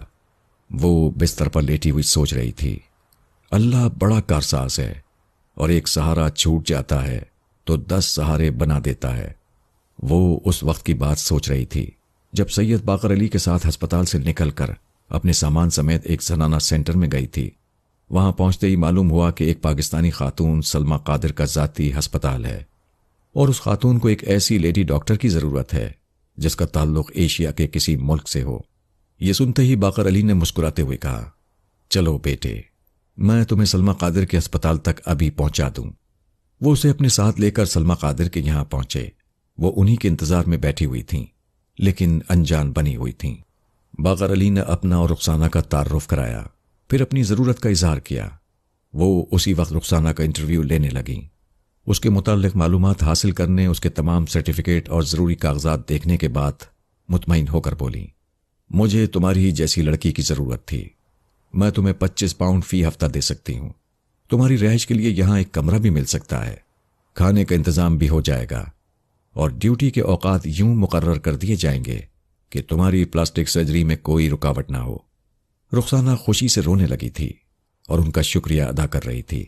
سلمہ قادر نے اس کے شانے کو تھپ تھپاتے ہوئے کہا، تم میری بیٹی جیسی ہو، میں یہاں کی ایک میڈیکل ایسوسی ایشن سے تمہارے لیے مالی امداد حاصل کروں گی، جس کی نصف رقم تمہیں واپس نہیں کرنی پڑے گی، باقی آدھی رقم تم قسطوں میں ادا کر سکتی ہو۔ رخسانہ کی خوشی کی کوئی انتہا نہیں تھی۔ وہ چشمے زدن میں خود کو مکمل دیکھتے ہوئے جانی کے پاس پہنچ گئی تھی۔ وہ تو پہلے ہی اس کا اسیر تھا، اب اس کے حسن سے اور زیادہ محصور ہو رہا تھا۔ رخسانہ نے خوشی سے باقر علی کا ہاتھ تھام کر کہا، پاپا دیکھیے، اللہ تعالیٰ کس طرح سہارے پیدا کرتا ہے، اسی لیے کہا جاتا ہے کہ انسان کو حوصلہ رکھنا چاہیے اور اپنی مدد آپ کے طور پر کسی بھی مرحلے سے گزرنا چاہیے۔ انہوں نے مسکراتے ہوئے اس کے ہاتھ کو تھپ تھپا کر کہا، ہاں بیٹے، تمہارے حوصلے بلند ہیں، میری دعا ہے کہ تم کامیاب ہو کر یہاں سے واپس جاؤ۔ اچھا، اب میں چلتا ہوں۔ وہ اس سے رخصت ہو گئے، اس کے بعد پھر کبھی اس سے ملنے نہیں آئے۔ وہ ہسپتال کے مقررہ اوقات میں ڈیوٹی انجام دیتی تھی، پھر اپنی پلاسٹک سرجری کے سلسلے میں ہسپتال جایا کرتی تھی۔ نئی رہائش گاہ میں پہنچتے ہی اس نے اپنی امی کو اور جانی کو خط لکھ دیا تھا۔ سلمہ قادر کا پتہ اور اس کا پوسٹ باکس نمبر بھی لکھ دیا تھا تاکہ وہ لوگ آئندہ اس نئے پتے پر خط لکھیں۔ وہ اپنے والدین کو، خصوصاً جانی کو، اپنا ٹکڑا سنا کر پریشان نہیں کرنا چاہتی تھی۔ اس نے سوچا جب واپس جائے گی تو روبرو تمام باتیں تفصیل سے بتائے گی۔ فی الحال خط کے ذریعے پریشان نہیں کرنا چاہیے۔ دوسری طرف جانی اور اس کی ساس نے بھی اپنے آپس کے جھگڑوں کا ذکر خط میں نہیں کیا۔ جس ادارے سے اسے مالی امداد ملنا تھی وہاں ابھی کاغذی کارروائیاں جاری تھیں۔ امید تھی کہ اسے امداد مل سکتی ہے۔ فی الحال وہ اپنے پلے سے رقم خرچ کر رہی تھی۔ اسی دوران ڈاکٹر لوئس مارکو نے کہا، بیبی تم نے مجھ سے ملازمت کے سلسلے میں کچھ کہا تھا۔ تم پلاسٹک سرجری کے اخراجات اپنی ملازمت کے ذریعے پورے کرنا چاہتی ہو، کیوں؟ یہی بات ہے نا؟ یس ڈاکٹر، میں رقم کے سلسلے میں کچھ پریشان ہوں۔ آپ تو جانتے ہیں کہ میں پردیس میں ہوں۔ مجھے تمہاری پریشانیوں کا احساس ہے۔ میرے پاس اشتہاری کمپنیوں کے لیے ایجنٹ آتے ہیں، انہیں نئے چہروں کی ضرورت ہوتی ہے۔ کاسمیٹکس بنانے والی کمپنیاں خصوصاً مجھ سے رابطہ قائم کرتی ہیں۔ تم جانتی ہو کہ نئے چہرے تو وہی ہوتے ہیں جو پہلی بار جنم لیتے ہیں، لیکن وہ بچے ہوتے ہیں اور ان کمپنیوں کو جوان مردوں یا جوان عورتوں کی ضرورت ہوتی ہے، اور یہ ضرورت صرف میرے ہی ذریعے پوری ہو سکتی ہے، کیونکہ میں کسی کی جوان العمری میں اس کا چہرہ نیا بنا دیتا ہوں، جیسا کہ تمہارا چہرہ بن رہا ہے۔ کیا تم ماڈل گرل بننا پسند کرو گی؟ رخسانہ نے چونک کر ڈاکٹر کو دیکھا، پھر ہچکچاتے ہوئے کہا، یہ ہمارے ہاں برا سمجھا جاتا ہے۔ اگرچہ ماڈل بننے میں کوئی برائی نہیں ہے، اپنی عزت اپنے ہاتھ ہوتی ہے، مگر یہاں کا ماحول اور سوسائٹی عجیب ہے۔ میں تمہارے ہاں کی سوسائٹی کے متعلق زیادہ نہیں جانتا، میں تو تمہاری مدد کرنا چاہتا تھا۔ یہ لوگ معاوضے کے طور پر بہت بڑی رقم دیتے ہیں، اتنی رقم کہ تمہاری پلاسٹک سرجری کے اخراجات بھی پورے ہو جائیں گے۔ تم یہاں سے دنیا جہاں کی شاپنگ کر کے جا سکو گی اور اپنے ساتھ کچھ رقم بھی لے جا سکو گی۔ وہ سوچ بھی نہیں سکتی تھی کہ بیٹھے بٹھائے آمدنی کی صورت نکل آئے گی، لیکن جانی کی طرف سے ڈر تھا، وہ شاید اس کام کو پسند نہ کرتا۔ اس نے پوچھا، ڈاکٹر آپ یہ کیسے کہہ سکتے ہیں کہ اشتہاری کمپنی والے مجھے ماڈل کے لیے پسند کر لیں گے؟ ڈاکٹر نے مسکرا کر کہا، میں نے تمہارے تمام گراف اسکیچ اور وہ تصویریں دکھائی ہیں جنہیں میں نے اپنے طور پر فوٹوگراف کیا ہے۔ وہ لوگ تصویر دیکھ کر تمہارے حسن سے بے حد متاثر ہیں اور تمہیں بڑی سے بڑی قیمت دے کر حاصل کرنا چاہتے ہیں۔ اتفاق کی بات یہ ہے کہ انہیں کاسمیٹکس کے لیے مشرقی لڑکی کی ضرورت ہے جو پاکستانی یا انڈین لباس پہنتی ہو۔ یہ لوگ اپنے آئٹمز کو مشرقی ممالک میں پہنچانا چاہتے ہیں۔ وہ مجھے زیادہ سے زیادہ کتنا معاوضہ دیں گے؟ یہ میں کہہ نہیں سکتا۔ تم ان سے ملاقات کرنا چاہو تو اپنا پتہ اور ملاقات کا وقت نوٹ کرا دو، میں انہیں اطلاع دے دوں گا۔ وہ تمہارے پاس آ کر معاملات طے کر لیں گے۔ دوسرے دن صبح اس کی رہائش گاہ پر 4 افراد ملنے آئے۔ ان میں ایک انگریز عورت اور 2 انگریز مرد تھے، چوتھا ایک پاکستانی شخص تھا۔ اس نے اپنا تعارف کراتے ہوئے کہا، مجھے حسن مراد کہتے ہیں، یہ مسز ہاک اور یہ مسٹر ڈیوڈ ہاک اور یہ مسٹر رچرڈ ہیں۔ رخسانہ نے صرف مسز ہاک سے مصافحہ کیا، باقی تعارف کے دوران وہ اپنے سر پر آنچل سنبھالتی ہوئی ایک ادائے ناز سے ان لوگوں کو آداب عرض کرتی رہی۔ مسٹر ڈیوڈ ہاک نے خوش ہو کر کہا، کیا خوب انداز ہے، ہمیں ایسے ہی مشرقیت کی ضرورت ہے۔ رخسانہ نے سب کو بیٹھنے کے لیے کہا۔ ان کے بیٹھتے ہی سلمہ قادر نے کافی کی پیالیاں بھجوا دیں۔ وہ رخسانہ کا بہت خیال رکھتی تھیں اور یہ جانتی تھیں کہ کچھ لوگ اشتہاری معاملات میں رخسانہ سے بات کرنے آ رہے ہیں۔ حسن مراد نے رخسانہ سے کہا، آپ بہت ہی خوش قسمت ہیں کہ لندن کی اتنی بڑی کاسمیٹک کمپنی آپ میں دلچسپی لے رہی ہے اور آپ کو ماڈل کے طور پر پیش کرنا چاہتی ہے، ورنہ یہاں ایک سے ایک حسین لڑکیاں پڑی ہیں۔ رخسانہ نے مسکرا کر کہا، آپ میری خوش قسمتی کی بات نہ کریں۔ اگر میں اتنی خوش قسمت ہوں تو آپ لوگ اس کمپنی سے کہیے کہ وہ میرے موجودہ چہرے کی ماڈلنگ کریں۔ اس بات پر سب ہنسنے لگے۔ حسن مراد نے جھینپ کر کہا، میرا مطلب یہ ہے کہ آئندہ آپ خوبصورت بننے والی ہیں، اس کی ماڈلنگ کی جائے گی، اس وقت آپ خوش قسمت ہوں گی۔ تو اس کا مطلب یہ ہوگا کہ کمپنی کو میری خوش قسمتی سے کوئی تعلق نہیں ہے، صرف میرے اس چہرے سے تعلق ہے جو ابھی بننے والا ہے۔ ہاں، بات تو ایک ہی ہوئی۔ بات ایک کہاں ہوئی؟ آپ لندن کی ایک بہت بڑی کاسمیٹک کمپنی سے مجھے مروب کرنے کے لیے خوش قسمت کہہ رہے ہیں، اور میں عرض کر رہی ہوں کہ میں خوش فہمی میں مبتلا ہونے والی عورت نہیں ہوں۔ حسن مراد نے اردو زبان میں کہا، بہتر ہے ہم اپنی زبان میں کچھ اہم باتیں کر لیں۔ رخسانہ نے پوچھا، وہ اہم باتیں کیا ہیں؟ یہی اس ماڈلنگ کے سلسلے میں مجھے یہ تو معلوم ہو کہ آپ کا اس کمپنی سے کیا تعلق ہے۔ میں ماڈل تلاش کرتا ہوں اور کمپنیوں سے ان کا رابطہ قائم کراتا ہوں۔ آپ ایک درمیانی آدمی ہیں، جبکہ کمپنی کے لوگ براہ راست میرے سامنے بیٹھے ہوئے ہیں، تو کیوں نہ میں ان سے ہی بات کروں؟ حسن مراد نے کہا، دیکھیے آپ کی ذہانت کا تو میں قائل ہو گیا ہوں، لیکن میں آپ کو تھوڑی سی ذہانت اور دے دوں، اور وہ یہ کہ ہم ایک ہی ملک کے رہنے والے ہیں۔ جو بھلائی میں آپ کے لیے کر سکوں گا وہ پرائے دیش کے لوگ نہیں کر سکیں گے۔ چلیں، اچھی بات ہے کہ آپ میری بھلائی کرنا چاہتے ہیں، فرمائیے۔ آپ ہزاروں میل دور تنہا آئی ہیں، یہاں آپ کے اخراجات بہت زیادہ ہیں۔ میں نے ڈاکٹر سے معلوم کیا ہے، آپ کی پلاسٹک سرجری کے سلسلے میں کم از کم پاکستانی 1,00,000 خرچ ہوں گے، یعنی آپ کو یہاں 5,500 یا 6,000 پاؤنڈ کی ضرورت ہے۔ میں 6,000 پاؤنڈ میں آپ کا معاہدہ کرا دوں گا، میرا کمیشن بعد میں طے ہو جائے گا۔ بعد میں کیوں؟ ابھی طے کر لیں، میں پوری طرح اس معاملے کو سمجھنا چاہتی ہوں۔ وہ ہچکچاتے ہوئے اور مسکراتے ہوئے بولا، یہ ہماری آپس کی بات ہے، آپ میری ہم وطن ہیں۔ آپ مجھے ہم وطن نہ کہیں، اگر کہتے ہیں تو آپ کو مجھ سے 1 پینس بھی نہیں لینا چاہیے، بلکہ مزید امداد پہنچانا چاہیے۔ یہ آپ کیا کہہ رہی ہیں؟ میں بھی لندن میں بیٹھا ہوا ہوں، میرے اپنے بھی اخراجات ہیں، میں کچھ اسی طرح کماتا ہوں۔ بے شک آپ کماتے ہوں گے، لیکن آپ کا میرا تعلق کیا ہے؟ میں آپ کو اپنے درمیان کیوں لاؤں؟ آپ کا کمیشن خواہ 1 پینس بھی بنتا ہو یا 1,000 پاؤنڈ بنتا ہو، سوال یہ پیدا ہوتا ہے کہ ہمارے معاملات میں آپ کی کیا ضرورت ہے؟ وہ فخریہ انداز میں مسکرا کر بولا، میرے بغیر یہ معاملات طے نہیں ہو سکیں گے۔ ٹھیک ہے، آپ اپنے لوگوں کو یہاں سے لے جائیں۔ وہ پریشان ہو کر بولا، یہ آپ کیا کہہ رہی ہیں کہ آپ 6,000 پاؤنڈ جیسی رقم کو چھوڑ دیں گی، جبکہ آپ کو یہاں قدم قدم پر 1 پینس کی ضرورت ہے؟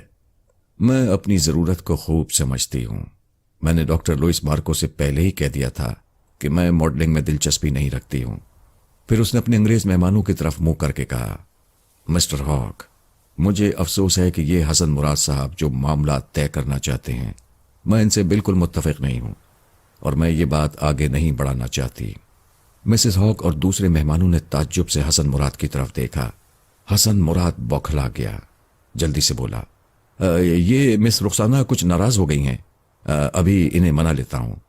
مسز ہاک نے کہا، آپ اپنی زبان میں کیوں منا رہے ہیں؟ انگریزی میں گفتگو کیوں نہیں کرتے؟ ہم سب کو معلوم ہونا چاہیے کہ باتیں کیا ہو رہی ہیں۔ رخسانہ نے کہا کہ آپ درست کہتی ہیں، ہمیں اسی زبان میں گفتگو کرنی چاہیے۔ مسٹر رچرڈ نے کہا، دراصل ہم مسٹر حسن مراد کو اس لیے لائے ہیں کہ آپ ایک پاکستانی خاتون ہیں۔ ہم نے سوچا شاید آپ ہماری زبان اچھی طرح بول نہیں سکیں گی، لیکن آپ تو فرفر بول رہی ہیں۔ مسز ہاک نے کہا، بہتر ہے کہ ہم بات شروع کریں۔ ہم آپ کو اپنے اشتہارات کے سلسلے میں انگیج کرنا چاہتے ہیں۔ انگیجمنٹ کی صورت یہ ہوگی کہ ہم معاوضہ طے کر لیں گے، اس کے بعد آپ ہمارے اختیار میں ہوں گی۔ ہم آپ کو کیمرے کے ذریعے جس طرح ڈسپلے کرنا چاہیں گے کریں گے۔ رخسانہ نے انکار میں سر ہلا کر کہا، اول تو میں ابھی ماڈلنگ کے لیے راضی نہیں ہوں، پہلے اپنے شوہر سے اجازت لوں گی، پھر اس کے بعد ہاں کروں گی، اور ہاں کرنے کے لیے چند شرائط ہوں گی۔ وہ شرائط آپ پہلے سے سن لیں۔ میں کیمرے کے سامنے کوئی ایسا لباس نہیں پہنوں گی جس سے بے حیائی ظاہر ہو، اور فوٹوگراف کے لیے کوئی ایسا پوز نہیں دوں گی جس سے میں خود اپنی نظروں سے گر جاؤں۔ تیسری بات یہ ہے کہ میرا فوٹوگراف کسی مرد کے ساتھ ہو تو میں اس کے ساتھ بیٹھ کر کھڑے ہو کر چلتے پھرتے تصویریں اتروا لوں گی، لیکن اسے اپنی انگلی پکڑنے کی بھی اجازت نہیں دوں گی۔ آپ لوگ غور کر لیں، منظور ہو تو بات آگے بڑھے گی، ورنہ یہیں ختم ہو جائے گی۔ حسن مراد نے کہا، شاید ڈاکٹر لوئس مارکو نے آپ کو پہلے ہی یہ بتا دیا ہے کہ کمپنی والے آپ کو ہر قیمت پر حاصل کرنا چاہتے ہیں، اسی لیے آپ ایسی شرائط پیش کر رہی ہیں۔ کچھ تو سوچئے، لباس کے ذریعے، مختلف پوز کے ذریعے اور ایکشن کے ذریعے اگر ماڈلنگ میں دلکشی نہ پیدا کی جائے تو ماڈلنگ کا مقصد ہی فوت ہو جاتا ہے۔ مسٹر حسن مراد، دلکشی سے آپ کی کیا مراد ہے؟ میری معلومات کے مطابق مغرب میں ماڈلنگ کا انداز عریانیت کی حدود میں داخل ہو چکا ہے۔ دیکھیے مس رخسانہ، میں نے کہا ہے کہ میں اپنے شوہر سے اجازت حاصل کروں گی، اس طرح سمجھ لینا چاہیے کہ میں مس نہیں مسز ہوں۔ سوری مسز رخسانہ، جسے آپ اوریانیت سمجھتی ہیں وہ نئے دور کے تقاضے ہیں، ایک آرٹ ہے۔ دقیانوسی قسم کے لوگ اسے اوریانیت سمجھتے ہیں۔ اچھا، تو یہاں آنے والی پاکستانی لڑکیوں کو آپ یہی سمجھتے ہیں اور ہمارے ہم وطن بھی بنتے ہیں؟ دیکھیے، آپ کی باتوں میں طنز ہے۔ میں پہلے ہی کہہ چکی ہوں کہ آپ سے گفتگو نہیں کرنا چاہتی۔ آپ ہمارے درمیان مداخلت نہ کریں۔ میں کمپنی کے لوگوں سے براہ راست گفتگو کر رہی ہوں۔ ڈیوڈ ہاک نے کہا، ٹھیک ہے، میں آپ سے باتیں کرتا ہوں۔ دراصل لوئس مارکو نے آپ کا فوٹوگراف دکھایا ہے اور اس بات کا یقین دلایا ہے کہ آپ فوٹوگراف سے بھی زیادہ حسین نظر آئیں گی۔ اتنا اندازہ ہمیں بھی ہو چکا ہے۔ ہم آپ کو معاوضے کے سلسلے میں مایوس نہیں کریں گے۔ آپ ہمیں مایوس نہ کریں۔ آپ کی شرائط اگرچہ سخت ہیں، لیکن مشرق کی ایک آئیڈیل بیوٹی کو پیش کرنے کے لیے ہم نے جو اسکرپٹ تیار کیے ہیں اس کے مطابق اوریانیت تو نہیں ہے، لیکن ہیرو کے ساتھ فری مکسنگ ہے۔ میں ایسا کوئی رومانی سین نہیں کر سکتی جس میں ہیرو میرا ہاتھ پکڑے۔ میرے شوہر نے ایسا کوئی سین دیکھ لیا تو وہ مجھ کو قتل کر دیں گے اور ہیرو کو تلاش کرتے ہوئے لندن پہنچ جائیں گے۔ پھر یہ کہ میں اس وقت تک ایگریمنٹ سائن نہیں کروں گی جب تک اپنے شوہر سے اجازت نہ لے لوں۔ یعنی آپ پاکستان خط لکھیں گی، پھر جواب آئے گا، اس کے بعد معاہدے پر دستخط ہوں گے؟ اس میں تو بڑا وقت لگے گا۔ اس میں وقت کا کیا سوال ہے؟ میری پلاسٹک سرجری میں کم از کم 8-10 مہینے لگ جائیں گے۔ آپ اتنا تو انتظار کریں گے؟ وہ تو ہم ضرور کریں گے، لیکن جب معاہدہ ہو جائے گا تو ہم آپ کے چہرے اور قد و قامت کے مطابق اسکرپٹ میں تبدیلیاں کریں گے۔ اس کے مطابق بہت سی تیاریاں ہوں گی۔ آپ کے لباس تیار کرائے جائیں گے۔ جب تک آپ کے چہرے سے آخری پٹی نہیں ہٹائی جائے گی اس وقت تک آپ کے لیے ایسے لوگوں کو اور عورتوں کو مقرر کیا جائے گا جو آپ کو اٹھنے، بیٹھنے اور چلنے کے دل فریب انداز سکھائیں گے۔ آپ کے بولنے کا انداز بھی بدلا جائے گا، اور بھی بہت سی ابتدائی تیاریاں ہوں گی۔ کچھ بھی ہو، مجھے شوہر سے اجازت لینی ہوگی۔ کیا آپ کے پاکستانی گھر میں ٹیلی فون ہے؟ میرے گھر میں نہیں ہے، لیکن ایک پڑوسی کے گھر ٹیلی فون ہے۔ اس کا نمبر مجھے یاد ہے۔ وہ نمبر آپ ہمیں دیں، ہم یہاں سے ٹرنک کال کے ذریعے آپ سے رابطہ قائم کراتے ہیں۔ آپ اپنے شوہر سے اجازت لے لیں۔ میرے شوہر گھر میں موجود نہیں رہتے، پہلے ٹیلی فون کے ذریعے اطلاع دینی ہوگی، پھر وہ کسی وقت آئیں گے تو اس کے بعد باتیں ہوں گی۔ آپ فکر نہ کریں، ٹرنک کال کے جو بھی اخراجات ہوں گے آپ جتنی دیر چاہیں گفتگو کریں اور جتنی بار چاہیں گفتگو کریں، لیکن 2-4 روز میں اس معاملے کو طے ہو جانا چاہیے اور معاہدے پر دستخط ہو جانے چاہیے۔ وہ کہنے لگی، آپ جلدی بھی بولتے ہیں اور جلدی معاملات بھی طے کر لینا چاہتے ہیں۔ معاوضے کا کیا ہوگا؟ ہم آپ کو مڈل ایسٹ اور فار ایسٹ کے تمام معاملات میں اپنے آئٹمز کی پبلسٹی کے لیے پیش کریں گے۔ اس کے لیے زیادہ سے زیادہ 6,000 پاؤنڈ دے سکتے ہیں۔ رخسانہ نے حسن مراد کی طرف دیکھا اور پھر انگریزی میں کہا، شاید آپ لوگ اردو کی تھوڑی بہت گنتی جانتے ہیں، اسی لیے حسن مراد نے جو پیشکش کی ہے وہ آپ بھی کر رہے ہیں۔ مجھے یہ منظور نہیں ہے۔ آپ اپنا معاوضہ بتائیں۔ میں کم از کم 12,000 پاؤنڈ لوں گی۔ مسٹر ڈیوڈ ہاک ایک گہری سانس لے کر سیدھے بیٹھ گئے، پھر مسکراتے ہوئے کہا، یہ تو بہت زیادہ ہیں، میرے لیے بہت کم ہے۔ آپ حساب لگائیں مڈل ایسٹ اور فار ایسٹ میں کتنے ممالک ہیں۔ ہر ملک میں سینکڑوں شہر اور قصبے ہیں۔ آپ کا مال ہر جگہ میرے چہرے کی پبلسٹی کے ذریعے بکتا رہے گا۔ اگر آپ یوں حساب نہیں کرنا چاہتے تو یوں کیجئے کہ میں پاکستان سے یہاں آئی ہوں، میرے رہنے، سہنے، کھانے پینے، گھومنے پھرنے کے اخراجات ہیں، اس لحاظ سے کیا 12,000 پاؤنڈ زیادہ ہیں؟ اسی شام رخسانہ کے بتائے ہوئے فون نمبر پر ٹرنک کال بک کرائی گئی۔ اسی نمبر پر پہلے یہ پیغام ارسال کیا گیا کہ جانی کو فون پر بلایا جائے۔ ٹھیک 1 گھنٹے بعد دوبارہ رابطہ قائم کیا گیا۔ اس بار جانی کی آواز سنائی تھی۔ وہ بہت خوش تھا۔ رخسانہ سے کہہ رہا تھا، مجھے یقین نہیں آ رہا تھا کہ میں اتنی دور سے تمہاری آواز سن رہا ہوں۔ تم کیسی ہو؟ میں بالکل ٹھیک ہوں، بہت مزے میں ہوں، تمہیں اور کامی کو یاد کرتی رہتی ہوں۔ جانی، ٹرنک کال کے ذریعے اتنی دور سے باتیں کرنے کے اخراجات بہت ہوتے ہیں۔ میں ایک کمپنی کے ذریعے تم سے باتیں کر رہی ہوں۔ اس سلسلے میں تم سے کچھ کہنا چاہتی ہوں۔ اگر تم ناراض نہ ہو اور مجھے صحیح مشورہ دو تو میں اس پر عمل کروں گی۔ پھر وہ اس معاہدے کے متعلق بتانے لگی۔ جانی چپ چاپ سنتا رہا۔ پھر اس نے کہا، میری سمجھ میں نہیں آتا کہ اجازت دینا چاہیے یا نہیں۔ اپنی گھر والی کی تصویریں رسالوں میں چھپیں اور فلموں میں آئیں، اچھا نہیں لگتا ہے، لیکن مجھے اچھا لگتا ہے۔ اب یہ سمجھ میں نہیں آتا کہ اچھا کیوں لگتا ہے اور اچھا کیوں نہیں لگتا۔ رخسانہ نے کہا، تم یہ سوچتے ہوگے کہ فلموں میں دوسرے لوگ مجھے دیکھیں گے یا میں کسی غیر مرد کے ساتھ نظروں میں آؤں گی، شاید اس لیے اچھا نہیں لگتا۔ ہاں یہی بات ہے، اگر مجھے اجازت دو گے تو میں کسی مرد کے ساتھ فلم میں نظر تو آؤں گی، لیکن اسے اپنا ہاتھ بھی نہیں پکڑنے دوں گی۔ میں سر سے پاؤں تک صرف تمہاری ہوں۔ پھر تو کوئی بات نہیں، تم شوق سے فلم میں آؤ، میں سینہ ٹھونک کر دوستوں کو بتاؤں گا، دیکھو میری بیوی کتنی حسین ہے، لیکن ذہین ہے، کتنی پڑھی لکھی ہے، کیسی باتیں کرتی ہے، اور اس کی شہرت دور دور تک ہے۔ رخسانہ نے خوش ہو کر کہا، جانی تو میں سمجھوں کہ تمہاری طرف سے اجازت ہے؟ ابھی میری سمجھ میں نہیں آ رہا ہے کہ میں اجازت دے کر اچھا کر رہا ہوں یا غلطی کر رہا ہوں، مگر اتنا جانتا ہوں کہ تم مجھ سے زیادہ سمجھدار ہو۔ کوئی ایسا قدم نہ اٹھانا جس سے بعد میں مجھے شرمندہ ہونا پڑے۔ میں بہت سوچ سمجھ کر معاہدے پر دستخط کروں گی، تم ذرا امی سے بات کراؤ، اس کے بعد میں پھر تم سے بات کروں گی، وہیں فون کے پاس رہنا۔ چند لمحوں کے بعد اسے اپنی امی کی آواز سنائی دی۔ سلام دعا کے بعد اس نے کہا، امی مجھے میرے بیٹے کی آواز سنائیے۔ بیٹا یہ میری گود میں ہے مگر چپ ہے، مسکرا رہا ہے، اپنے آپ کو دیکھ رہا ہے۔ پھر ان کی آواز ایسی آنے لگی جیسے نواسے کو بولنے پر مجبور کر رہی ہوں۔ رخسانہ نے پوچھا، امی سب خیریت تو ہے؟ آپ جانی سے لڑائی تو نہیں کرتی ہیں؟ کیا میں ہی لڑائی کرتی ہوں؟ اتنی دور جا کر بھی مجھے الزام دے رہی ہو۔ ویسے تم فکر نہ کرو، میں اور جانی بہت اچھی طرح میل ملاپ سے رہتے ہیں۔ امی اس بات کا جواب ہاں یا نہیں میں دیجیے، کیا وہ فرزانہ سے مل رہے ہیں؟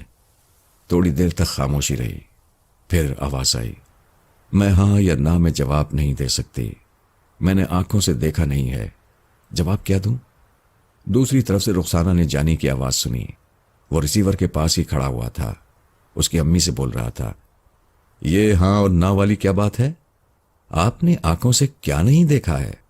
اتنی بڑی بڑی تو آنکھیں ہیں آپ کی، کیا اب آپ اپنی بیٹی سے کہیں گی کہ آپ کے لیے اینک بنوا دوں؟ امی آپ ریسیور جانی کو دیجیے۔ جانی نے ریسیور لے کر ہیلو کہا۔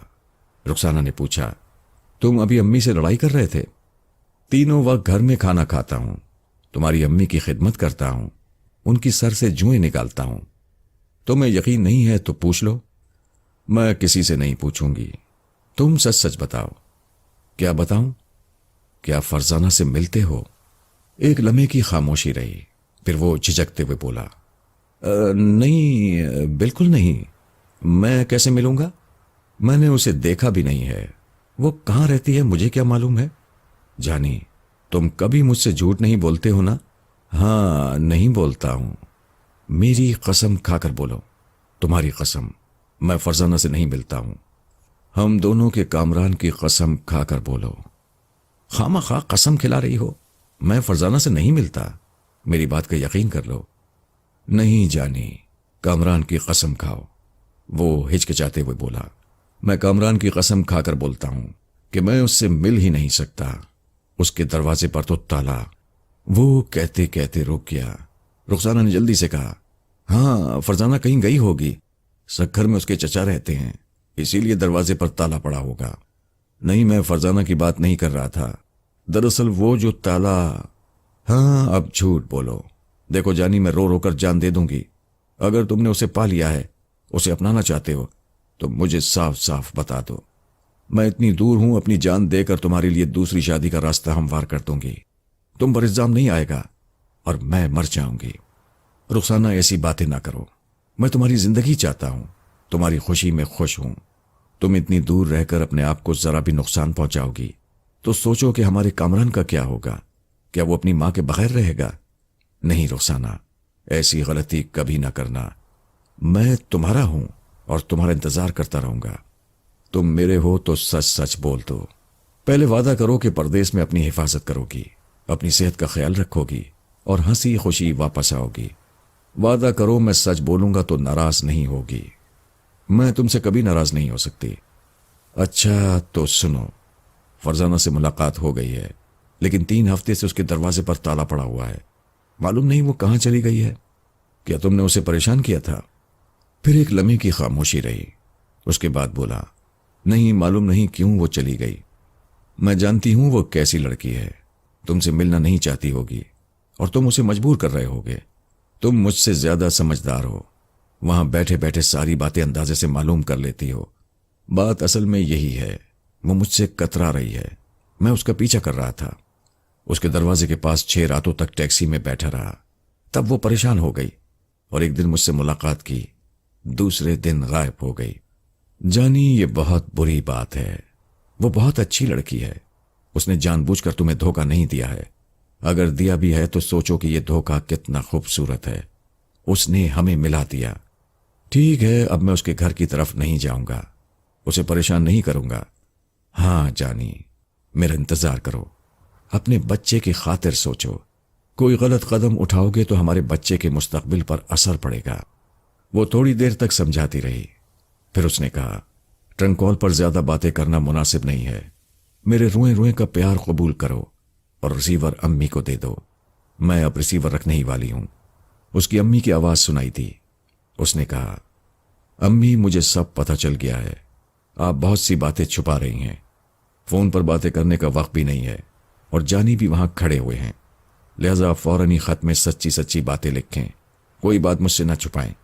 میرے کامی کو بہت سا پیار دیں اور ابو کو میرا سلام کہتے ہیں۔ خدا حافظ۔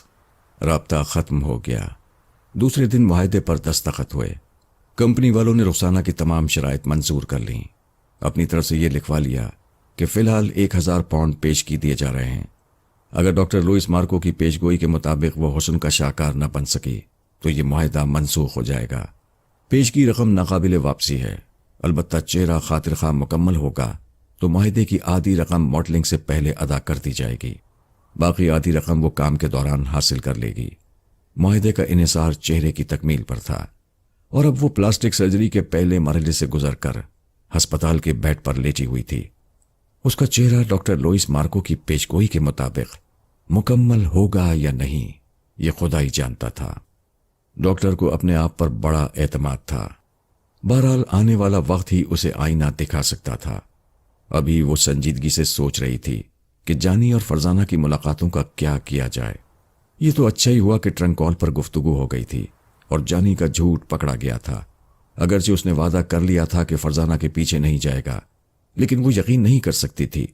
وہ ہزاروں بار وعدے کر چکا تھا اور بار بار اس کے پیچھے بھاگتا رہا تھا۔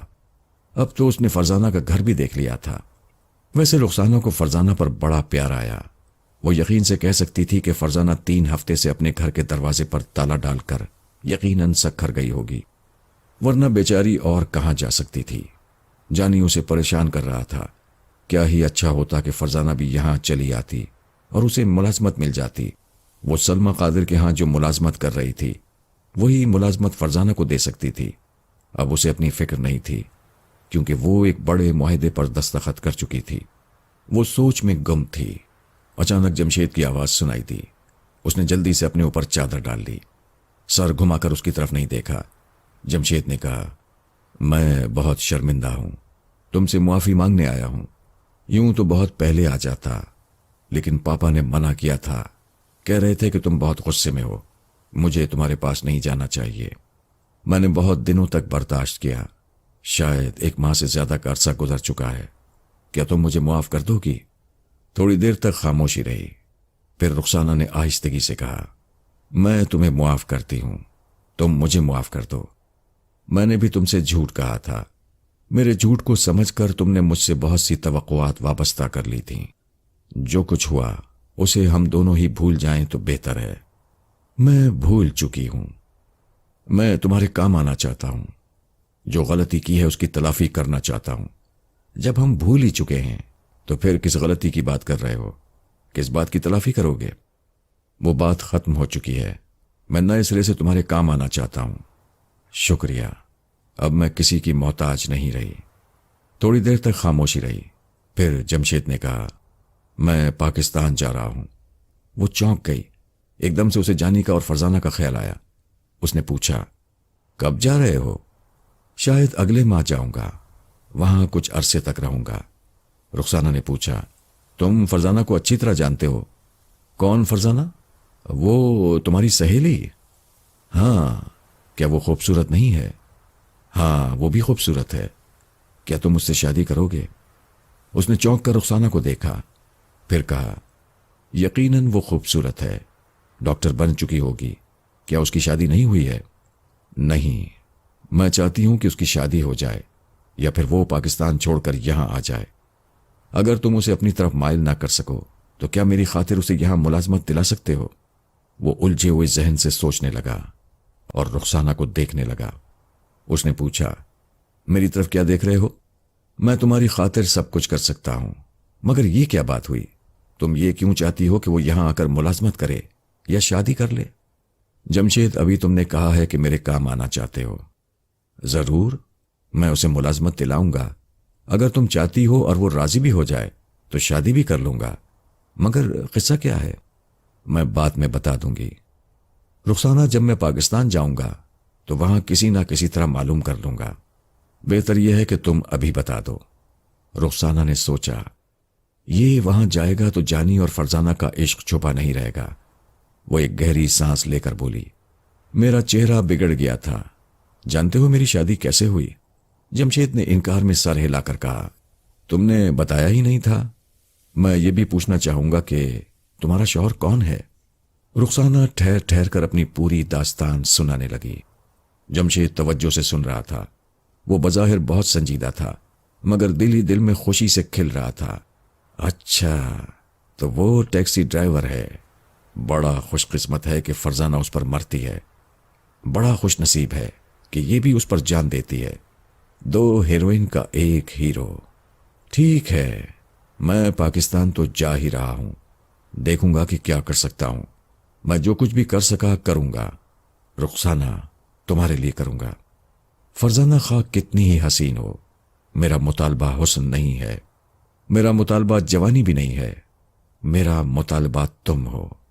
تم میری ضد ہو، میری انا کے لیے ایک چیلنج ہو۔ میں تمہیں حاصل کیے بغیر دوستوں کے درمیان سر اٹھا کر نہیں چل سکوں گا۔ اور کتنی توہین آمیز بات ہے کہ تم مجھ پر ایک ٹیکسی ڈرائیور کو ترجیح دے رہی ہو۔ ٹھیک ہے، میں پاکستان جا رہا ہوں، تمہارے لیے رخسانہ، تمہارے لیے۔ جانی کلینک کے سامنے پہنچا تو خوش ہو گیا۔ دروازہ کھلا ہوا تھا۔ اس نے ٹیکسی کو سڑک کی دوسری طرف روکا، پھر وہاں سے چلتا ہوا کلینک کے دروازے پر آیا۔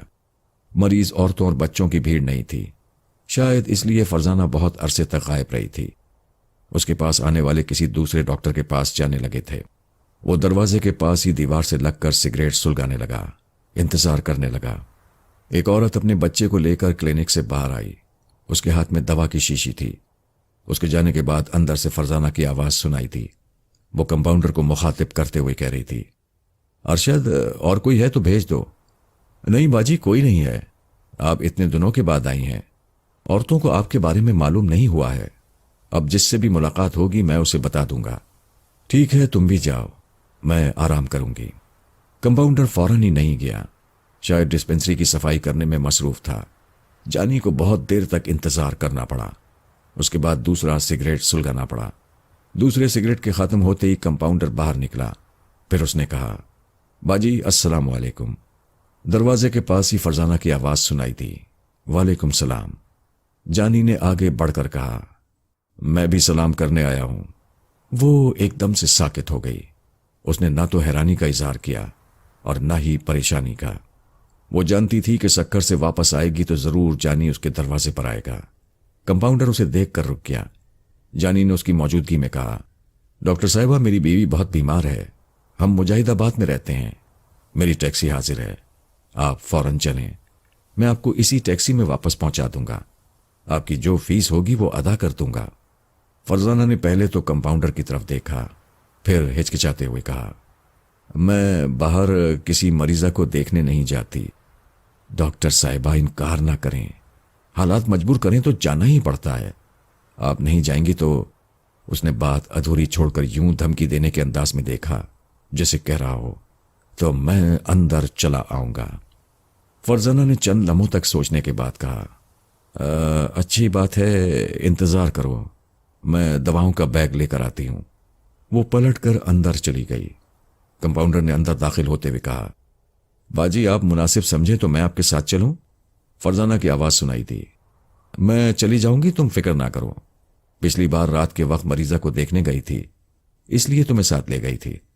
اب تو دن کا وقت ہے، میں گاڑی میں جاؤں گی اور واپس آ جاؤں گی، تم جاؤ۔ جانی سڑک پار کر کے اپنی گاڑی میں آ کر بیٹھ گیا، پھر اسے سٹارٹ کر کے کلینک کے سامنے لے آیا۔ فرزانہ دروازے پر تالا لگا چکی تھی۔ کمپاؤنڈر ایک طرف کھڑا ہوا تھا، وہ پچھلی سیٹ کا دروازہ کھول کر بیٹھ گئی۔ جانی نے گاڑی کو آگے بڑھا دیا۔ ٹیکسی چلتی رہی، ایک راستے سے دوسرے راستے پر مڑتی رہی۔ فرزانہ خاموش بیٹھی ہوئی تھی۔ جب اورنگی کا علاقہ پیچھے رہ گیا تو اس نے پوچھا، یہ کیا تک ہے؟ تم نے مجھے اس طرح کیوں مجبور کیا ہے؟ جانی نے کہا، تم انکار کر دیتی۔ انکار کرتی تو پھر اور طرح مجھے پریشان کرتے۔ جانی، ایسا کب تک ہوتا رہے گا؟ میں کب تک تم سے دور بھاگتی رہوں گی؟ بھاگنا چھوڑ دو، پریشانی ختم ہو جائے گی۔ اس نے ٹیکسی کو سڑک کے کنارے روک دیا، پھر پچھلی سیٹ کی طرف پلٹ کر کہا، آؤ آگے بیٹھ جاؤ، میں یہیں ٹھیک ہوں۔ ضد نہ کرو، مجھے تمہارے پاس بیٹھ کر سکون ملتا ہے، تمہیں بھی ملتا ہے نا؟ میں یہیں ٹھیک ہوں۔ جانی نے تھوڑی دیر تک ضد کی، پھر گاڑی کو اسٹارٹ کر کے بڑھاتے ہوئے کہا، 2 دن پہلے رخسانہ سے ٹیلی فون پر بات ہوئی تھی۔ وہ کیسی ہے؟ کیا چہرے کی سرجری ہو رہی ہے؟ اس نے سرجری کے بارے میں کچھ نہیں کہا، لیکن وہ ایک بہت بڑی اشتہاری کمپنی کے ساتھ معاہدہ کر رہی ہے، اسے بہت بڑی رقم ملے گی، اس رقم سے وہ وہاں کے اخراجات پورے کرے گی۔ اس کا چہرہ تو بگڑا ہوا ہے، کمپنی والے اسے کس بات کی رقم دیں گے؟ یہ تو میں نے نہیں پوچھا۔ تم کیسے شوہر ہو؟ یہاں سے اپنی بیوی کو اتنی دور بھیج دیا، لیکن اس کے اخراجات کے لیے رقم پوری نہیں دی۔ اب وہ کسی کمپنی سے معاہدہ کر رہی ہے، تم نے یہ بھی معلوم نہیں کیا کہ معاہدہ کیسے ہو رہا ہے۔ اشتہاری کمپنی والے تو غیر معمولی حسین عورتوں سے معاہدہ کرتے ہیں، ان کے چہرے کی فوٹوگرافی کے ذریعے پوسٹروں اور فلموں کے ذریعے اپنی مصنوعات کی پبلسٹی کرتے ہیں۔ تو پھر ٹھیک ہے، جب رخسانہ کا چہرہ بن جائے گا تب وہ کمپنی والے اس کی فلم بنائیں گے، لیکن چہرہ تو بنا نہیں ہے۔ کمپنی والے کیا جانے کہ رخسانہ مکمل ہونے کے بعد غیر معمولی حسین لڑکی نظر آئے گی یا ایک عام شکل و صورت کی لڑکی ہوگی۔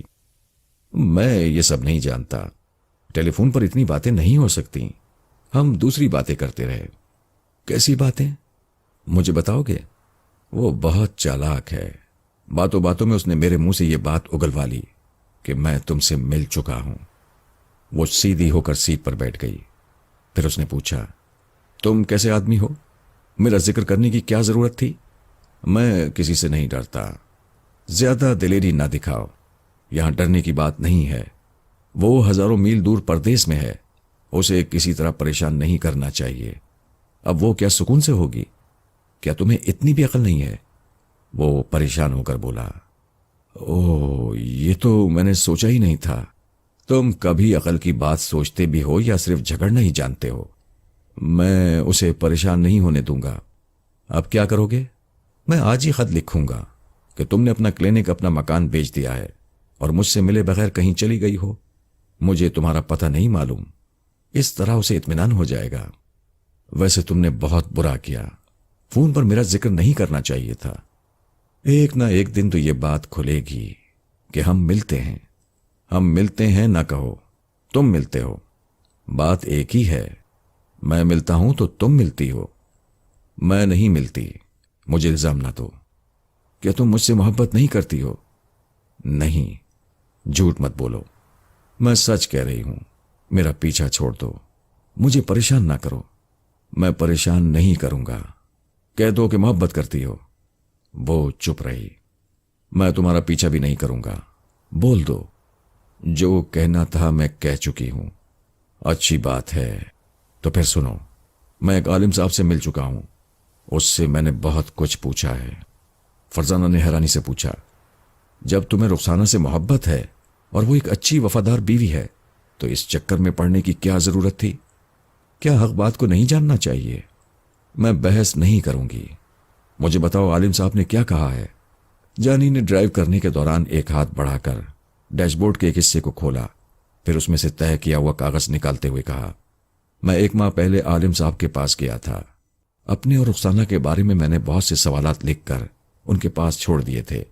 2 دن بعد مجھے جواب مل گیا، لو اسے پڑھ لو۔ فرزانہ نے اس کاغذ کو لے کر کھولا، پھر اسے پڑھنے لگی۔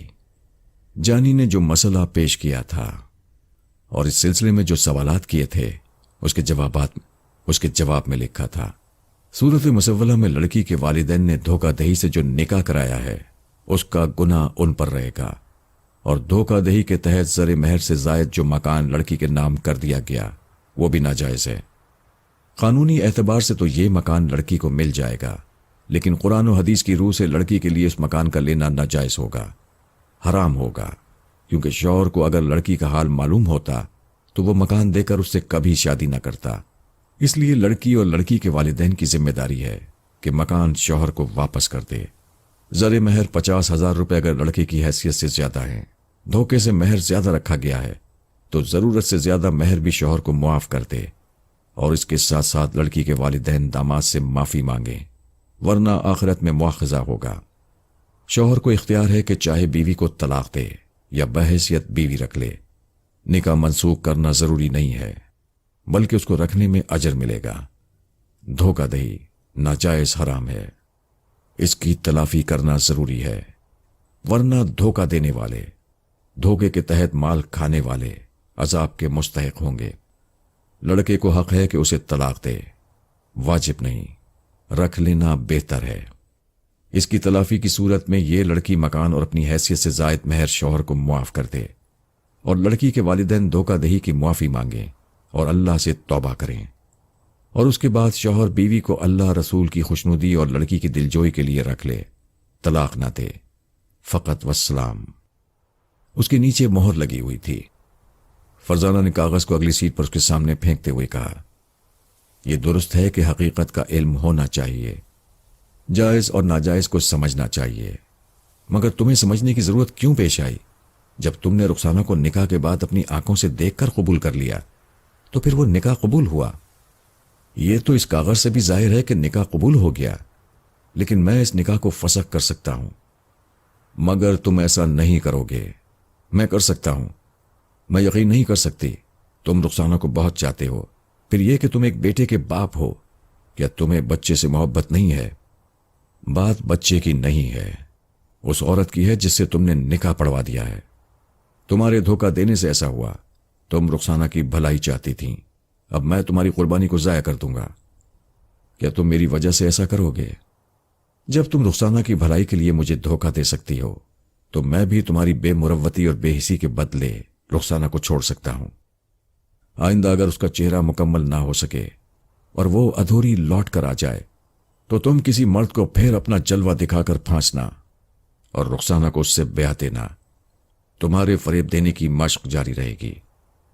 مجھے تانے نہ دو، عالم دین نے جو نصیحت کی اس پر عمل کرو۔ اگر میں عالم صاحب سے تمہارے متعلق سوالات کروں تو اس کاغذ پر لکھا ہوگا کہ اپنا چہرہ دکھانے کے بعد تمہیں مجھ سے شادی کرنی چاہیے۔ اگر تہذیب و شرافت یہ کہتی ہے تو کیا تم مجھ سے نکاح کرو گی؟ وہ چپ رہی۔ جانی نے سوال کیا، تم میری محبت کا اقرار نہیں کرتی ہو تو نکاح کیسے قبول کرو گی؟ اپنی بات آتی ہے تو رخسانہ کی حمایت میں کہتی ہو، مجھے ایمان کی باتیں سکھاتی ہو، اور جب میری بات آتی ہے تو ایمان کو بھول جاتی ہو۔ جھوٹ اور فریب یاد رہ جاتا ہے۔ کب تک مجھے تانے دیتے رہو گے؟ جو غلطی میں نے کی ہے اس کی سزا مجھے دے چکے ہو۔ دل نہ بھرا ہو تو مجھے مار دو، جان سے مار ڈالو، ضرور ماروں گا، مگر ایک تیر سے دو شکار کروں گا، ایک تم کو، دوسری رخسانہ کو۔ میں اسے چھوڑ دوں گا، وہ مجھ سے محروم ہوگی اور تمہاری قربانی بھی ضائع ہوگی، پھر تم دونوں سہیلیاں مجھے دور سے دیکھتی رہنا۔ وہ پریشان ہو کر سر جھکائے سوچ رہی تھی۔ پھر اس نے کہا، جانی کوئی ایسا راستہ نکالو کہ کسی کو کسی سے نقصان نہ پہنچے، ہم سب اپنی اپنی جگہ خوش رہیں۔ کیسے خوش رہیں؟ تم نے میرے دل میں اپنے لیے تمنا پیدا کر دی، میں تمہارے لیے تڑپ رہا ہوں، میں کیسے خوش رہ سکتا ہوں؟ تم مجھے مل جاؤ، میری بن جاؤ، پھر مجھ سے زیادہ خوش نصیب کوئی نہیں ہوگا۔ فرزانہ نے بے بسی سے ایک گہری سانس لی، پھر آہستگی سے کہا، گاڑی موڑ لو، کافی دیر ہو چکی ہے، مجھے واپس جانا چاہیے۔ اگلے چوراہے پر اس نے گاڑی موڑ دی۔ تم نے میری بات کا جواب نہیں دیا، تم مجھے ٹالنے کی کوشش کرتی جا رہی ہو، مگر یاد رکھو میں یہی کروں گا جو کہہ چکا ہوں۔ جو تمہاری مرضی ہے کر کے رہو، मैंने रुखसाना के लिए कुर्बानी दी थी, तुम्हें धोखा दिया, इस पर शर्मिंदा हूं। तुम उसे छोड़ दोगे तो मेरी कुर्बानी रायगा नहीं जाएगी, क्योंकि जो करना था वो मैं कर चुकी हूं। तुम्हारा ऐसा कह देने से बात खत्म नहीं होगी। यही तो मालूम करना चाहती हूं कि बात कैसे खत्म होगी। ऐसे कि मैं तुम्हें चाहता हूं, तुम मिल जाओ। मैं तुमसे शादी नहीं कर सकती। ना करो, मगर मेरी बन जाओ। तुम होश में तो हो, बगैर शादी के तुम्हारी बन जाऊं? तुमने मुझे क्या समझा है? क्या मैं कोई बाजारी लड़की हूं, या सस्ते जज्बात और ख्यालात रखने वाली हूं कि तुमने प्यार के दो बोल बोले और मैंने आंखें बंद करके अपने आप को तुम्हारे हवाले कर दिया? नहीं जानी, मेरी नजरों में मेरी जात सबसे ज्यादा अहम है, और मेरी जात ही मेरी दुनिया है, मेरा सरमाया है, मेरा दीन है, मेरा ईमान है। अगर मैंने इस जात को गलत हाथों में पहुंचा दिया तो गोया अपने ईमान से गई। मैं अपनी नजरों से गिरना कभी पसंद ना करूंगी। तुमने कहा, मैंने सुन लिया। अब मैं जो कहता हूं उसे अपने आंचल से बांध कर रखो। तुम मेरी ऐसी तलाश हो जिसे पाकर भी ना पा सका, और जब तक नहीं पाऊंगा मेरी तलाश जारी रहेगी। मैं तुम्हारे पीछे भागता रहूंगा। सड़क के इस पार तुम्हारा क्लिनिक है, उस पार मेरी टैक्सी रहेगी। तुम जहां जाओगी मैं तुमसे दूर दूर रहूंगा। तुम्हारी मर्जी है, तुम मुंह फेरती रहना। मेरी मर्जी है, मैं तुम्हारा साया बनता रहूंगा। उसने क्लिनिक से बहुत दूर गाड़ी रोक दी। वो पिछली सीट से उतरकर दवाओं का बैग उठाकर सर झुकाए सड़क पार करके दूसरी तरफ चली गई। वो पलटकर जानी की तरफ देखना नहीं चाहती थी। बैग उठाए आहिस्ता आहिस्ता जा रही थी और समझ रही थी कि वो उसे देख रहा है। उसे अपने बदन में जगह जगह उसकी नजरें चुभती हुई सी महसूस हो रही थीं। फिर उसने गाड़ी स्टार्ट होने की आवाज सुनी। वो जा रहा था, मगर शायद नहीं जा रहा था। सड़क के एक तरफ वो चल रही थी और दूसरी तरफ गाड़ी की आवाज सुनाई दे रही थी। अगर वो जा रहा था तो गाड़ी की आवाज दूर हो जाती, लेकिन आवाज पीछे चली आ रही थी। उसने झिझकते हुए जरा सा सर घुमाकर देखा। दूसरे किनारे पर वो टैक्सी को आहिस्ता आहिस्ता चलाता हुआ उसी के साथ साथ चल रहा था। लोग रास्ते में आ जा रहे थे। मर्द, औरतें, बच्चे सभी दूर दूर तक दिखाई दे रहे थे। दुकानें खुली हुई थीं, लेकिन कोई ये नहीं समझ सकता था कि जानी टैक्सी में बैठा उसका पीछा कर रहा था। वो जल्दी से क्लिनिक के दरवाजे पर पहुंचकर ताला खोलकर अंदर चली गई। फिर दरवाजे को एक धड़ाके से बंद कर दिया। जानी थोड़ी देर टैक्सी में बैठा इधर उधर देखता रहा। उसने गाड़ी का हॉर्न नहीं सुनाया, ना ही टैक्सी का रुख उसके दरवाजे की तरफ किया। थोड़ी देर बाद दो आदमी पिछली सीट पर आकर बैठ गए। वो उन्हें उनकी मंजिल तक पहुंचाने चला गया। फिर उसके बाद तमाम दिन टैक्सी चलाता रहा। रात को ठीक 8 बजे क्लिनिक के सामने सड़क के उस पार गाड़ी को लाकर खड़ा कर दिया। रोज का यही दस्तूर हो गया। रात के 8 बजे टैक्सी वहां आकर खड़ी हो जाया करती थी और सुबह 6-7 बजे वहां से चली जाती थी। क्लिनिक का दरवाजा सुबह 10 बजे खुलता था। मरीज, औरतें और बच्चे इलाज के लिए आते थे। दिन के 1 बजे वो दरवाजा बंद हो जाता था। फिर शाम के 6 बजे खुलता था और 9 बजे रात को बंद हो जाता था। दरवाजा खुलने और बंद होने के दौरान कभी फरजाना का चेहरा नजर नहीं आता था। वो क्लिनिक के अंदर अपने घर के अंदर गुम हो गई थी। 1 हफ्ता गुजर गया, फिर 1 महीना गुजर गया। उसका कंपाउंडर उसके लिए बाजार से सौदा लेकर आता था। घर का राशन भी वही पहुंचाता था। बाहर का जितना भी काम होता था वो करता रहता था। एक सुबह जानी नींद से बेदार होकर टैक्सी की पिछली सीट से उठा। फिर उसने हस्बे आदत क्लिनिक के दरवाजे की तरफ देखा। वो खिलाफे तवक्को खुला हुआ था। पहले ऐसा कभी नहीं हुआ था। उस वक्त दरवाजे के खुलने का मतलब समझ में नहीं आया। उस वक्त कोई मरीजा भी नहीं आ सकती थी। वो टैक्सी से उतरकर दरवाजे को बंद करने के बाद आहिस्ता आहिस्ता सड़क पार करके क्लिनिक की तरफ बढ़ने लगा। उसका दिल तेजी से धड़क रहा था। उसने जबान दी थी कि कभी उसे मुखातिब नहीं करेगा, लेकिन अब वो उस क्लिनिक के दरवाजे पर पहुंच गया था। उसने चंद लम्हों तक कुछ सोचा, फैसला किया, फिर दरवाजे के अंदर कदम रख दिया। फरजाना एक कुर्सी पर बैठी हुई थी।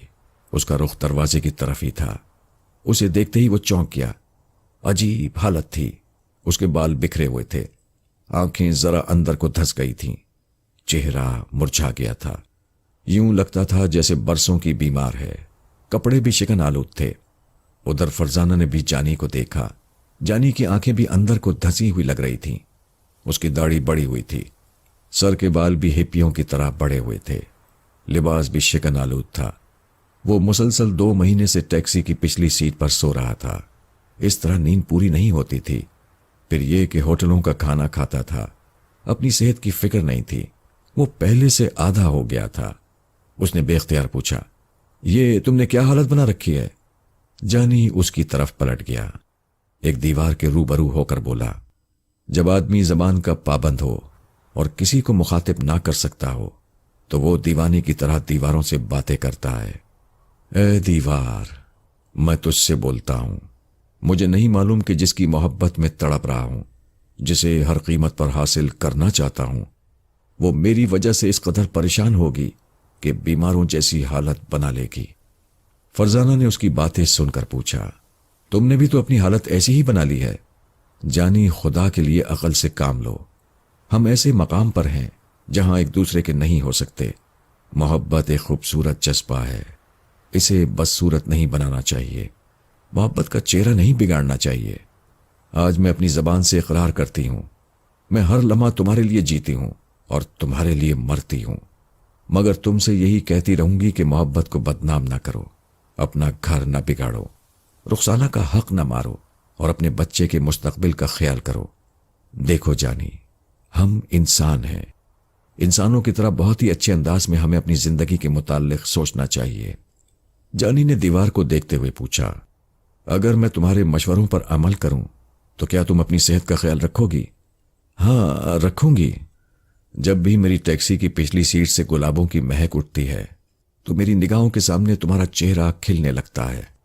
میں تمہیں اسی تازہ گلاب کی طرح دیکھنا چاہتا ہوں۔ تم جیسا چاہتے ہو میں ویسے ہی رہوں گی۔ اس نے ایک گہری سانس لے کر کہا، اب تم کبھی میری ٹیکسی کو اور مجھ کو نہیں دیکھو گی۔ وہ جانے لگا۔ فرزانہ نے آواز دی، ٹھہرو جانی، پہلے میں تمہیں آنے سے روکتی تھی، لیکن اب تمہیں دیکھنا چاہتی ہوں کہ تم نے اپنا حلیہ بدلا ہے کہ نہیں۔ کل تم ادھر آنا، میں کھڑکی سے دیکھوں گی، میں وہی پہلے والے صحت مند ہنستے کھیلتے جانی کو دیکھنا چاہتی ہوں۔ ٹھیک ہے، ہم ایک دوسرے کی خاطر انسانوں کے حلیے میں رہیں گے۔ وہ کلینک سے باہر آیا، پھر اپنی ٹیکسی میں بیٹھ کر چلا گیا۔ اس دن کے بعد اس کا حلیہ بدل گیا، خیالات بھی بدلنے لگے۔ اسے عقل آ گئی تھی کہ وہ فرزانہ کا پیچھا کرے گا تو وہ بیمار پڑ جائے گی، فکر اور پریشانیوں میں مبتلا رہے گی۔ اگر محبت ہے تو پھر فرزانہ کو محبت سے زندہ رکھنا چاہیے۔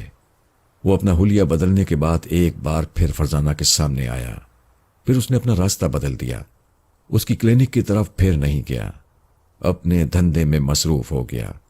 وہ صبح سے شام تک ٹیکسی چلاتا تھا، 2 وقت اپنے بچے کے پاس جاتا تھا، اسے گود میں لے کر کھلاتا تھا، خوب پیار کرتا تھا، رخسانہ کو یاد کرتا تھا، کبھی اسے خط لکھتا تھا۔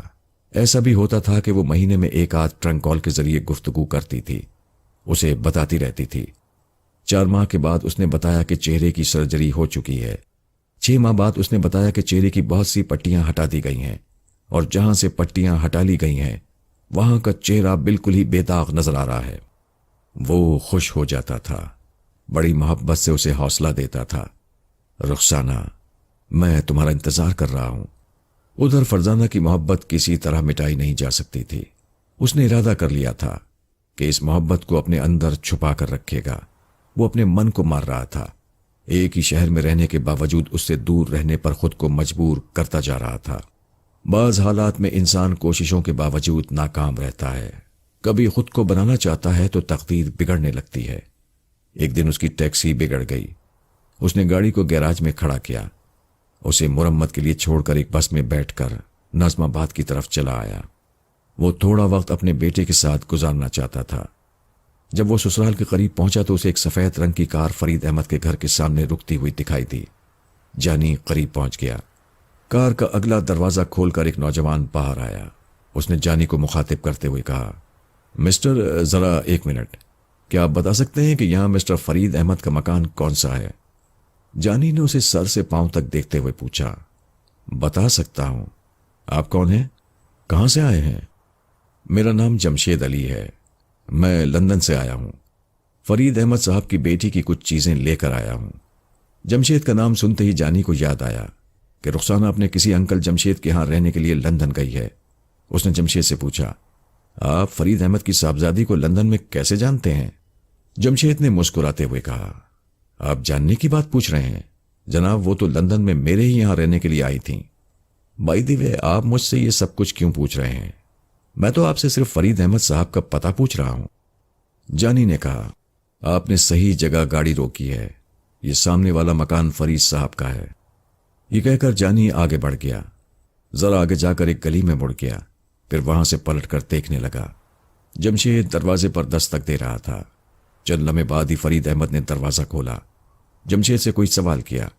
जमशेद ने कोई जवाब दिया। दोनों में कुछ और बातें हुई, जैसे एक दूसरे का तारुफ हो रहा हो। उसके ससुर के चेहरे पर मुस्कुराहट आ गई थी। वो अब दरवाजे को पूरी तरह खोलकर जमशेद को अंदर बुला रहा था। जमशेद जैसे ही अंदर गया, जानी तेजी से चलता हुआ दूसरी गली में आया। वो फरीद अहमद के मकान की पिछली गली थी। मकान का पिछला दरवाजा इत्तफाक से खुला हुआ था। बेगम आंगन की सफाई कर रही थी। उसी वक्त फरीद अहमद ने आकर कहा, बेगम जल्दी आओ, बहुत बड़ी खुशखबरी है। वो जमशेद आया है। हमारी बेटी ने बहुत सा सामान भेजा है, जल्दी आओ। बेटी के मुताल्लिक सुनकर बेगम ने झाड़ू एक तरफ फेंक दी। पिछला दरवाजा बंद करना भूल गई। एकदम खिंची हुई उधर चली गई। जानी उस खुले हुए दरवाजे से अंदर आ गया। उसके अंदर एक खलबली मची हुई थी। उसे एक ऐसा नौजवान जमशेद नजर आया था जो किसी तरह भी रुखसाना का अंकल नहीं हो सकता था, और अगर अंकल था भी तो वो एक नौजवान के पास रहने के लिए क्यों गई थी? वो दबे पांव आंगन से गुजरता हुआ एक कमरे में आया। वहां एक पलंग पर उसका बेटा सो रहा था। वो चलता हुआ उस कमरे के दरवाजे के पास आया, जिसकी दूसरी तरफ नौजवान अंकल जमशेद बैठा हुआ था। उसे अपनी सास की आवाज सुनाई दी। वो कह रही थी, हाय बेटा जमशेद, तुम ही जमशेद हो? रुखसाना तुम्हारी बड़ी तारीफें करती रहती थी। जब वो यहां थी और तुम लंदन से खत लिखा करते थे तो मैंने भी वो खत पढ़े हैं। माशाअल्लाह, तुम बहुत खूब लिखते हो, बहुत सहीन हो। तुमने हमारी बेटी के लिए जो कुछ किया है हम उसे कभी नहीं भुला सकेंगे। जमशेद की आवाज सुनाई दी, आंटी आप मुझे शर्मिंदा कर रही हैं। मैं किस काबिल हूं? जरा ठहरिए, मैं कार की डिग्गी से वो सूटकेस ले आऊं जो रुखसाना ने आप लोगों के लिए भेजा है। बेगम ने खुश होकर पूछा, हाय अल्लाह, क्या है सूटकेस में? आप लोगों के लिए कुछ कपड़े हैं, बच्चे के लिए बहुत सारे खिलौने हैं, और उसने अपने शौहर के लिए भी कुछ भेजा है। मैं अभी आता हूं।